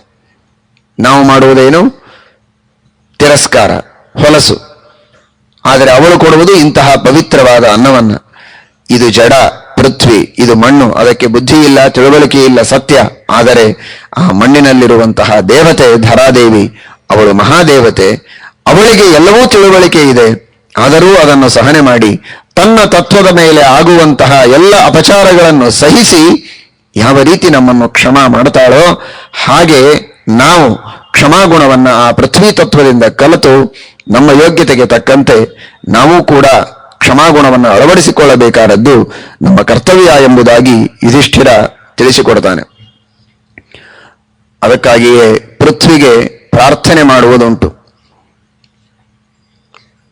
ಕ್ಷಾಮ್ಯ ಕ್ಷಮೆ ಪರಾಧಂ ಮೇ ಕ್ಷಮ್ಯಂ ಕ್ಷಮ್ಯಂ ಯಥಾ ಕ್ಷಮಃ ಕ್ಷಾಮ್ಯ ಕ್ಷಮಾ ಕ್ಷಮೆ ಚೇತ್ವಂ ಕ್ಷಮ್ಯಂ ಕ್ಷಮ್ಯಂ ವಚಃ ಕಥಂ. ಪೃಥ್ವಿಗೆ ಪ್ರಾರ್ಥನೆ ಮಾಡ್ತಾರೆ, ಕ್ಷಾಮ್ಯ ಕ್ಷಮೆ ಪರಾಧಂ ಮೇ. ಬೆಳಿಗ್ಗೆ ಎದ್ದಾಕ್ಷಣ ಯಾವ ಮಾತಾಡದೆ ಮೊದಲು ಪ್ರಾರ್ಥನೆ ಮಾಡೋದು. ಎದ್ದ ತಕ್ಷಣ ಮೊದಲನೇ ಕೆಲಸ ಏನು? ತುಳಿಯೋದೇ ಮೊದಲನೇ ಕೆಲಸ. ತಾಯಿಯನ್ನ ತುಳಿದೇ ಹೇಳೋದು ಮೇಲೆ. ಹೀಗಾಗಿ ಸಮುದ್ರ ವಸನೇ ದೇವಿ ಪರ್ವತಸ್ತನ ಮಂಡಿತೆ ವಿಷ್ಣುಪತ್ನಿ ನಮಸ್ತುಭ್ಯಂ ಪಾದಸ್ಪರ್ಶಂ ಕ್ಷಮಸ್ವಮೇ ಅಂತ ಹೇಳಿಯೇ ಆಮೇಲೆ ಕಾಲಿಡೋ ಅಧಿಕಾರ ನಮಗೆ. ಆ ಸಂಸ್ಕೃತಿಯೇ ಹೋಗಿದೆ ಈಗ. ಅನಿವಾರ್ಯವಾಗಿ ತುಳಿಯದೆ ಮೇಲೆ ಏಳೋದೇ ಸಾಧ್ಯ ಇಲ್ಲ ಅನ್ನೋದಕ್ಕಾಗಿ ತುಳಿಯಬೇಕು. ತುಳಿಯೋ ಮೊದಲು ಪ್ರಾರ್ಥನೆ ಮಾಡಿ ಕ್ಷಮಾ ಮಾಡುವಂತ ಕೇಳಿ ಮೇಲೆ ಹೇಳಬೇಕು, ಪರವಾಗಿಲ್ಲ. ಆದರೆ ತಂದೆ ತಾಯಿಗಳಿಗೆ ಕಾಲು ತೋರಿಸೋ ಅವಶ್ಯಕತೆ ಏನಿಲ್ಲ, ಅವರನ್ನು ತುಳಿದೇ ಹೇಳಬೇಕು ಅಂತಿಲ್ಲ. ಈಗ ಅದು ಶುರುವಾಗಿದೆ. ಎದ್ದ ತಕ್ಷಣ ಮೊದಲಿಗೆ ಓಡಬೇಕು, ಸ್ಕೂಲಿಗೆ ಓಡಬೇಕು ಅನ್ನೋದಕ್ಕೆ ಯಾವ ತಂದೆ ತಾಯಿಗಳ ಪಾದಗಳನ್ನ ಮುಟ್ಟಿ ನಮಸ್ಕಾರ ಮಾಡಬೇಕು ಮಕ್ಕಳು, ಆ ತಂದೆ ತಾಯಿಗಳಿಗೆ ತಾವು ಚೇರ್ ಮೇಲೆ ಕೂತು ಕಾಲು ತೋರಿಸ್ತೇವೆ, ಬೇಗ ಬೂಟ್ ಹಾಕು, ಸ್ಕೂಲಿಗೆ ಓಡಬೇಕು ಅಂತ. ಏನ್ ಆನಂದ ಪಡ್ತಾರೆ, ಎಷ್ಟು ಚೆನ್ನಾಗಿ ಕಾಲು ಮಾಡಿದ ನೋಡಬೇಕು. ಈಗ ಎದ್ದ ತಕ್ಷಣ ಏನೂ ಬೇಸರ ಇಲ್ಲದೆ ಸ್ಕೂಲಿಗೆ ಹೋಗಬೇಕು ಅಂತನ್ನುವ ಎಷ್ಟು ಉತ್ಸಾಹ ನೋಡಿ. ಕಾಲು ರೆಡಿ ಮಾಡ್ಕೊಂಡು ಕೂತಿದ್ದಾನೆ ಅಂತ ಓಡಿ ಹೋಗಿ ಬೂಟ್ ಹಾಕಿ ತಲೆ ಮೇಲೆ ಕೈ ಆಡಿಸಿ ಕಳಿಸ್ತಾರೆ, ಏನೋ ತಿಂಡಿ ಕೊಟ್ಟು. ನಮಸ್ಕಾರ ಮಾಡು ಅಂತ ಹೇಳಲಿಕ್ಕೂ ಹೋಗೋದಿಲ್ಲ, ಅವುಗಳಿಗೆ ಗೊತ್ತೂ ಆಗೋದಿಲ್ಲ. ಹೀಗೇ ಬೆಳೀತವೆ. ಕೊನೆಗೂ ಕಾಲು ತೋರಿಸಿ ಹೊರಗೆ ಓಡಿಸಿಬಿಡ್ತಾರೆ ಅಷ್ಟೇ. ಯಾಕೆ ಕಲಿಸಿದ್ದೇ ಅಷ್ಟು ನೀವು ಮೊದಲಿನಿಂದ, ಅದನ್ನೇ ಕೊನೆಯವರೆಗೂ ಅವರು ಬೆಳೆಸಿಕೊಳ್ತಾರೆ. ಜೀವನದಲ್ಲಿ ವಿದ್ಯೆಯನ್ನ ಕಲಿಯಬೇಕು ನಿಜ. ವಿದ್ಯೆಯನ್ನ ಕಲಿಯುವುದಕ್ಕೆ ಹೋಗುವಾಗಲೇ ಕಲಿಯುವ ಮೊದಲು ಕೊಲೆ ಮಾಡಿದರೆ ಕಲಿಯೋದೇನು? ಯಾವ ವಿದ್ಯೆಯ ನಿಜವಾದ ರಹಸ್ಯ ಇದೆ? ವಿದ್ಯೆಯಿಂದ ವಿನಯವನ್ನ ನಾವು ಕಲಿಯಬೇಕು. ವಿದ್ಯೆಯಿಂದ ಗೌರವವನ್ನ ಯಾವ ರೀತಿ ಮಾಡಬೇಕು ಅನ್ನುವುದನ್ನು ರೂಢಿಸಿಕೊಳ್ಳಬೇಕಾಗಿದೆ. ಆದರೆ ವಿದ್ಯೆಯನ್ನ ಕಲಿಯುವುದರೊಳಗೆ ಆ ವಿದ್ಯೆಯ ರಹಸ್ಯದ ಕೊಲೆಯಾದರೆ ವಿದ್ಯೆಯನ್ನ ಕಲಿಯುವುದರಲ್ಲಿ ಅರ್ಥ ಇಲ್ಲ, ಅದು ವಿದ್ಯೆ ಆಗುವುದಿಲ್ಲ. ತಂದೆ ತಾಯಿಗಳಿಗೆ ಗೌರವ ಕೊಡಬೇಕಾದದ್ದು, ನಮಸ್ಕಾರ ಮಾಡಬೇಕಾದದ್ದು ಮೊದಲು ಕರ್ತವ್ಯ. ಅದನ್ನು ಆ ಮಕ್ಕಳಿಗೆ ಆ ವಯಸ್ಸಿನಲ್ಲಿ ನಾವು ಅಪೇಕ್ಷೆ ಪಡುವುದು ತಪ್ಪು. ಆದರೆ ಅದನ್ನು ಕಲಿಸಬೇಕಾದದ್ದು ಹಿರಿಯರ ಕರ್ತವ್ಯ. ಸ್ವವಂದನಂ ಯಥಾ ಪಿತ್ರ ಕಾರಿತಂ ಶಿಶು ಕರ್ತೃಕಂ. ಶ್ರೀಮದ್ ಆಚಾರ್ಯರು ಹೇಳ್ತಾರೆ ಗೀತಾ ತಾತ್ಪರ್ಯದಲ್ಲಿ, ಕೈ ಹಿಡಿದು ನಮಸ್ಕಾರ ಮಾಡಿಸಿ. ನೀವು ಅದು ಮಾಡೋದಿಲ್ಲ, ಅದಕ್ಕೆ ಗೊತ್ತಿಲ್ಲ ಅಂದ್ರೆ ನಿಮಗೆ ಗೊತ್ತಿದೆಯಲ್ಲ ಮಾಡಿಸಬೇಕು ಅಂತ. ಅದಕ್ಕೆ ಊಟ ಮಾಡಬೇಕು ಅಂತ ಗೊತ್ತಿತ್ತಾ? ಹೇಗೆ ಊಟ ಮಾಡಬೇಕು ಕಲಿಸಿಕೊಟ್ರಿ. ಯಾವ ರೀತಿ ಹೊರಗೆ ಓಡಾಡಬೇಕು ಕೈ ಹಿಡಿದು ನಡೆಸಿ ತೋರಿಸಿದಿರಿ. ಹಾಗೆ ವಿನಯವನ್ನು ತೋರಿಸಿ ನಮಸ್ಕಾರ ಮಾಡುವುದನ್ನ ಕಲಿಸಿ. ದೇವರ ಪೂಜೆ ಹೇಗೆ ಮಾಡಬೇಕು ಅಂತ ಆಟ ಆಡ್ತಾನೆ, ಆಟದ ದೇವರ ಗೊಂಬೆಗಳನ್ನ ಕೊಟ್ಟೇನೆ ಪೂಜೆ ಮಾಡುವುದನ್ನ ಅಭ್ಯಾಸ ಮಾಡಿಸಿ. ಅದಕ್ಕೆ ಗೊತ್ತಿಲ್ಲ ಅಂದ್ರೆ ಅದರ ತಪ್ಪಲ್ಲ, ಗೊತ್ತಿದ್ದವರ ತಪ್ಪು. ಹಾಗೆ ಆ ಕ್ಷಮಾಗುಣವನ್ನ ನಾವು ಪೃಥ್ವಿಯಲ್ಲಿ ಕಾಣ್ತೇವೆ. ಪೃಥ್ವಿಗೆ ಎದ್ದಾಕ್ಷಣಕ್ಕೆ ಕೇಳೋದು ಕ್ಷಾಮ್ಯ, ನನ್ನ ಅಪರಾಧವನ್ನ ಕ್ಷಮಿಸು. ಕ್ಷಮೆ, ಕ್ಷಮ ಅಂತೆ ಪೃಥ್ವಿಗೆ ಹೆಸರು. ಗೌಹು ಗ್ಮ ಜ್ಮ ಕ್ಷಮ, ಕ್ಷಮಾ ಕ್ಷಮ, ಅಷ್ಟು ಕ್ಷಮೆಯನ್ನ ಮಾಡುವಂತಹ ಪೃಥ್ವಿಗೆ ಹೆಸರೇ ಕ್ಷಮ ಅಂತ ಇದೆ. ಅದಕ್ಕಾಗೇನೆ ಸುಮಧ್ವ ವಿಜಯದಲ್ಲಿ ಪೃಥ್ವಿಯ ಬಗ್ಗೆ ಹೇಳುವಾಗ ಶ್ರೀಮದಾಚಾರ್ಯರ ಪಾದಪೂಜೆ ಆಯಿತಂತೆ. ಪಾದ ಪ್ರಕ್ಷಾಳನವಾದ ಮೇಲೆ ಜನ ಎಲ್ಲ ಬಂದವರು ಪಾದ ಪ್ರಕ್ಷಾಳನದ ನೀರನ್ನ ಪ್ರೋಕ್ಷಣೆ ಮಾಡಿಕೊಳ್ಳಬೇಕು ಅಂತ ಬಂದರು. ಎಷ್ಟು ಜನ ಸೇರಿದ್ರು? ಶ್ರೀಮದಾಚಾರ್ಯರ ಪಾದಪೂಜೆ ಕೇಳಬೇಕಾ? ಉತ್ಕಂಠಾಕುಂಠ ಕೋಲಾಹಲ ಜವ ವಿದಿತಾಜಸ್ರ ಸೇವಾನುವೃದ್ಧ ಪ್ರಾಜ್ಞಾತ್ಮ ಜ್ಞಾನಧೂತಾಂಧತಮ ಸಸಮನೋ ಮೌಲಿ ರತ್ನಾವಲೀನಾಂ ಭಕ್ತ್ಯುದ್ರೇಕಾವಗಾಢ ಪ್ರಕಟನ ಸಘಟಾತ್ಕಾರ ಸಂಘರ್ಷ್ಯಮಾಣ ಪ್ರಾಂತ ಪ್ರಾಗ್ರ್ಯಾಂಗ್ರಿ ಪೀಠೋತ್ಥಿತ ಕನಕ ರಜಃ ಪಿಂಜರಾರಂಜಿತಾಶಾಹ. ದೇವತೆಗಳ ಲೋಕದಲ್ಲಿ ವಾಯುದೇವರ ಪಾದ ನಮಸ್ಕಾರಕ್ಕೆ ಅಷ್ಟು ಗಲಾಟೆ ಇರ್ತದಂತೆ. ಒಬ್ಬರೊಬ್ಬರ ಕಿರೀಟಗಳನ್ನ ಘಟ್ಟಿಸಿಕೊಂಡು ಆ ಬಂಗಾರದ ಕಣಗಳೆಲ್ಲ ಹಾರುವ ರೀತಿಯಲ್ಲಿ ಅಷ್ಟು ದೊಡ್ಡ ಗಲಾಟೆಯಾಗಿರುತ್ತದೆ. ಅದರಂತೆ ಪೃಥ್ವಿಯಲ್ಲಿರುವ ಭೂಸುರರೆಲ್ಲ ಸೇರಿ ಪಾದಪೂಜೆಯ ಆ ಜಲವನ್ನ ಪ್ರೋಕ್ಷಣೆ ಮಾಡಿಕೊಂಡ್ರೆ ಏನೂ ಉಳಿಯಲಿಲ್ಲಂತೆ. ಎಷ್ಟರ ಮಟ್ಟಿಗೆ ಅಂದ್ರೆ ಆ ಪಾತ್ರೆಯಲ್ಲಿದ್ದದ್ದನ್ನೆಲ್ಲ ಒರೆಸೋ ಕಾರಣನೇ ಇಲ್ಲ. ಪಾತ್ರೆಯಲ್ಲಿ ಇವರ ಕೈಯಿಂದ ಬಳಕೊಂಡೇ ಒಣಗೋಗಿದೆ ಆ ಪಾತ್ರೆ. ಸರಿ, ನೆಲದ ಮೇಲೆ ಬಿದ್ದಿದ್ದನ್ನೂ ಉಳಿಸದೆ ಅದನ್ನೂ ಎತ್ತುಕೊಂಡು ತಲೆಗೆ ಹಚ್ಚಿಕೊಂಡ್ರೆ ಪೃಥ್ವಿಗೆ ಸ್ವಲ್ಪ ಸಿಟ್ಟು ಬರೋ ಅವಕಾಶ ಇತ್ತಂತೆ. ನನಗೊಂದು ಸ್ವಲ್ಪ ಉಳಿಸಲಿಲ್ಲಲ್ಲ ಅಂತ. ನಾನು ಶ್ರೀಮದಾಚಾರ್ಯರ ದಾಸಿಯೇ, ನಾನು ಶ್ರೀಮದಾಚಾರ್ಯರ ಶಿಷ್ಯಳೆ, ನನಗೂ ಅವರು ಪೂಜ್ಯರು, ಅವರ ಪಾದೋದಕದ ನೀರು ನೀವೆಲ್ಲ ಸಿಡಿಸಿಕೊಳ್ಳಿ, ನನಗೊಂದು ಸ್ವಲ್ಪ ಭೂಮಿಯ ಮೇಲೆ ಯಾಕೆ ಉಳಿಸಲಿಲ್ಲ ಅಂತ ಅನಬೇಕು ಅಂತ ಅಂದ್ಕೊಂಡ್ಲಂತೆ. ಆದರೂ ಸಹನೆ ಮಾಡಿಲ್ಲಂತೆ. ಅಕಸ್ಮಾತ್ ಅಂದಿದ್ರೆ ಅವಳ ಹೆಸರೇ ಹೋಗ್ಬಿಡ್ತಿತ್ತು. ಅವಳಿಗೆ ಹೆಸರೇ ಇರೋದೇ ಕ್ಷಮ ಅಂತ ಒಂದು ಹೆಸರಿದೆ. ಕಥಮಪಿ ಕಥಮೇವ ಸ್ಯಾತ್ ಕ್ಷಮಾಖ್ಯ. ಅನ್ಯಥಾಸ್ಯಾಹ ಅಂತಾರೆ ನಾರಾಯಣ ಪಂಡಿತಾಚಾರ್ಯರು. ಕ್ಷಮ ಅಂತ ಹೆಸರು ಇಟ್ಕೊಂಡದ್ದಕ್ಕೆ ಸುಮ್ಮನೆ ಕೂತ್ಲಂತೆ, ಯಾರಿಗೂ ಏನನ್ಲಿಲ್ಲ. ಏನ್ ಸಿಡಿಸ್ಕೋತಿರೋ ಸಿಡಿಸ್ಕೊಳ್ರಿ, ನನ್ನ ಮೇಲಂತೂ ಓಡಾಡ್ತಾರಲ್ಲ ಅವ್ರು ಸಾಕು ಶ್ರೀಮದಾಚಾರ್ಯರು, ನೀವು ನೀರು ಸಿಡಿಸ್ಕೊಳ್ರಿ ಅಂತ ಸುಮ್ಮನೆ ಇದ್ಲಂತೆ. ಹೇಳಬೇಕಾದದ್ದು ಅವಳ ಹೆಸರೇ ಕ್ಷಮ. ಹೀಗಾಗಿ ಕ್ಷಾಮ್ಯ ಕ್ಷಮೇ ಅಪರಾಧಮ್ಮೆ, ನಾನು ಮಾಡಿದ ಅಪರಾಧವನ್ನ ನೀನು ಕ್ಷಮ ಮಾಡು. ಎಂತಹ ಅಪರಾಧ, ಅದೇನು ಸಣ್ಣ ಪುಟ್ಟ ಅಪರಾಧ ಅಲ್ಲ, ಅಕ್ಷಮ್ಯ ಅಪರಾಧ, ಆದರೂ ಕ್ಷಮ ಮಾಡು. ಕ್ಷಾಮ್ಯ ಕ್ಷಮೇ ಪರಾಧಮ್ಮೆ ಕ್ಷಮ್ಯಂ ಅಕ್ಷಮ್ಯಂ. ಹೇಗೆ ಕ್ಷಮ್ಯಂ? ಕ್ಷಮ್ಯಂ ಯಥಾ ಕ್ಷಮಃ. ಕ್ಷಮ ಅಂದ್ರೆ ಪರಮಾತ್ಮ, ಕ್ಷಮಃ ಕ್ಷಾಮಃ ಸಮೀಹನಃ. ಕ್ಷಮಃ ಅಂದ್ರೆ ಭಗವಂತ. ಎಂತಹ ಭಗವಂತ? ಕ್ಷಮ್ಯಂ, ಕ್ಷಮಾಗುಣ ಇರುವಂತಹ ವೇದವ್ಯಾಸ ರೂಪಿಯಾದ ಪರಮಾತ್ಮ.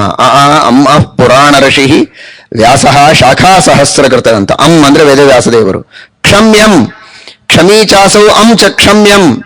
ಕ್ಷಮಾಗುಣ ಇರುವ ವೇದವ್ಯಾಸ ರೂಪಿಯಾದ ಕ್ಷಮಃ ವಿಷ್ಣು ಭಗವಂತ ಹೇಗೆ ಕ್ಷಮ ಮಾಡ್ತಾನೆ, ಅವನೇನು ಕಡಿಮೆ ಕ್ಷಮ ಮಾಡಿದ್ದಾನ? ನೀನು ಅವನ ಹೆಂಡತಿ, ಸಾಕ್ಷಾತ್ ಮಹಾಲಕ್ಷ್ಮಿ ಅಲ್ಲದಿದ್ದರೂ ಲಕ್ಷ್ಮೀ ಆವೇಶದಿಂದ ಕೂಡಿದಂತಹ ಧರಾದೇವಿ ನೀನು, ಪರಮಾತ್ಮನ ಪತ್ನಿ, ವಿಷ್ಣು ಪತ್ನಿ ನೀನು. ನಿನ್ನ ಗಂಡ ಎಷ್ಟು ಕ್ಷಮ ಮಾಡಿದ್ದಾನೆ ಗೊತ್ತಾ? ಸ್ವಸೂತ್ರ ಜಾತಸ್ಯ ವಿರುದ್ಧ ಭಾಷಿ ತದ್ಭಾಷ್ಯಕಾರೋಹಮಿತಿ ಬ್ರುವನ್ಯಃ ತಂ ತತ್ಕ್ಷಣಾದ್ಯೋ ನ ವಿಧಕ್ಷತಿ ಸ್ಮ ಸವ್ಯಾಸರೂಪ ಭಗವಾನ್ ಕ್ಷಮಾಬ್ಧಿ. ತಾವು ಬರೆದಂತಹ ಸೂತ್ರಗಳಿಗೆ ತಮಗೆ ಸಮ್ಮತವಲ್ಲದೇ ಇರುವಂತೆ ಅನೇಕ ಜನ ಅದಕ್ಕೆ ಅಭಿಪ್ರಾಯಗಳನ್ನು ಹೇಳಿದರು, ಕ್ಷಮ ಮಾಡಿದರು. ಅವರು ಕ್ಷಮಾ ಸಾಗರರು. ಮಹಾಭಾರತದಲ್ಲಿ ಎಷ್ಟು ಹೇಳಿದ್ದಾರೆ ವೇದವ್ಯಾಸದೇವರು? ಒಬ್ಬರು ಅದನ್ನು ಕೇಳೋದಿಲ್ಲ, ಅದರ ಕಡೆಗೆ ನೋಡೋದಕ್ಕೆ ತಯಾರಿಲ್ಲ. ಅದರಂತೆ ಪರಿಪಾಲನೆ ಮಾಡುವವರಂತೂ ಬೆರಳಿಕೆಯಷ್ಟು ಜನ. ಪೂರ್ಣವಾಗಿ ಪರಿಪಾಲನೆ ಮಾಡುವವರು ಬ್ರಹ್ಮದೇವರೊಬ್ಬರೇ, ಗೋವಿಂದ. ಇನ್ನುಳಿದವರೆಲ್ಲ ವೇದವ್ಯಾಸ ದೇವರ ಆದೇಶಕ್ಕೆ ಕಿವಿಗೊಡದೇ ಇದ್ದವರೇ ಬಹಳ ಇದ್ದಾರೆ. ಕಿವಿಗೊಟ್ಟರು ಪಾಲನೆ ಮಾಡದೇ ಇದ್ದವರಂತೂ ಬಹಳ ಇದ್ದಾರೆ. ಇಷ್ಟಿದ್ದರೂ ಸುಮ್ಮನೆ ಇದ್ದಾರೆ ವೇದವ್ಯಾಸ ದೇವರು. ಇದು ಅವರ ಕ್ಷಮಾಗುಣ ಅಲ್ವಾ? ಮತ್ತು ಅಂತಹ ನಾರಾಯಣನ ಹೆಂಡತಿ ಅಲ್ವಾ ನೀನು?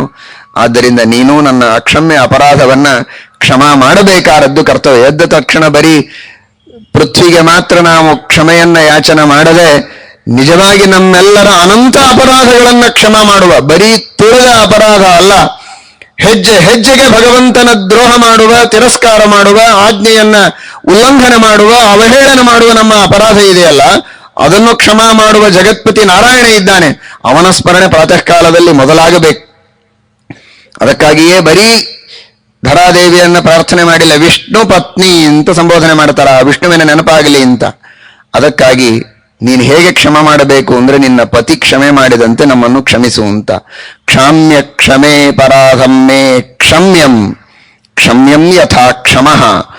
ವೇದವ್ಯಾಸ ರೂಪಿಯಾದ ವಿಷ್ಣು ಕ್ಷಮೆ ಮಾಡಿದಂತೆ ಮಾಡು. ಮಾಡದೇ ಇದ್ರೆ ನೀನು ಕ್ಷಮ ಮಾಡಿದ್ದಿ ಅಂತ ಸುಭಿಕ್ಷೆ ಇದೆ, ಅಲ್ಲಲ್ಲಿ ಮಳೆ ಆಗ್ತದೆ, ಬೆಳೆ ಬರ್ತದೆ, ಹೊಟ್ಟೆ ತುಂಬ ಊಟ, ಚೆನ್ನಾಗಿದ್ದೇವೆ, ನಮ್ಮನ್ನೆಲ್ಲ ತುಳಿತಾರೆ, ಇಷ್ಟು ಪೀಡೆ ಕೊಡ್ತಾರೆ ಎನ್ನುವ ಸಿಟ್ಟೇನಾದರೂ ನಿನಗೆ ಬಂದ್ರೆ ಮೊದಲಾಗುವ ಕೆಲಸ, ಬಿತ್ತಿದ ಬೀಜಗಳೆಲ್ಲ ಒಳಗೆ ಬತ್ತಿ ಹೋಗ್ತವೆ, ಯಾರಿಗೂ ಬೆಳೆ ಬರೋದಿಲ್ಲ, ಹೊಟ್ಟೆಗಿಲ್ಲ, ದುರ್ಭಿಕ್ಷೆಯೇ ದುರ್ಭಿಕ್ಷೆ.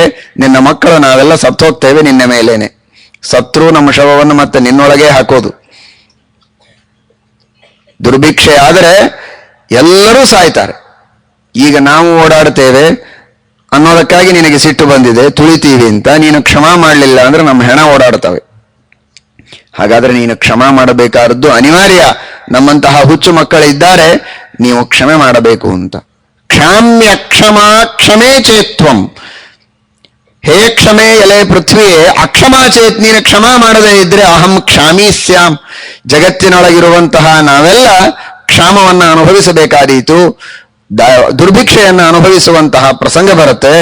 ಅದಾಗಬಾರದು ಅಂದ್ರೆ ದಯಮಾಡಿ ನಿನ್ನ ಮಕ್ಕಳಿಗೆ ಆ ದುರ್ಭಿಕ್ಷೆ ಆಗಬಾರದು ಅಂದ್ರೆ ನೀನು ಸಿಟ್ಟಾಗಬಾರದು, ಕ್ಷಮಾ ಮಾಡಲೇಬೇಕು.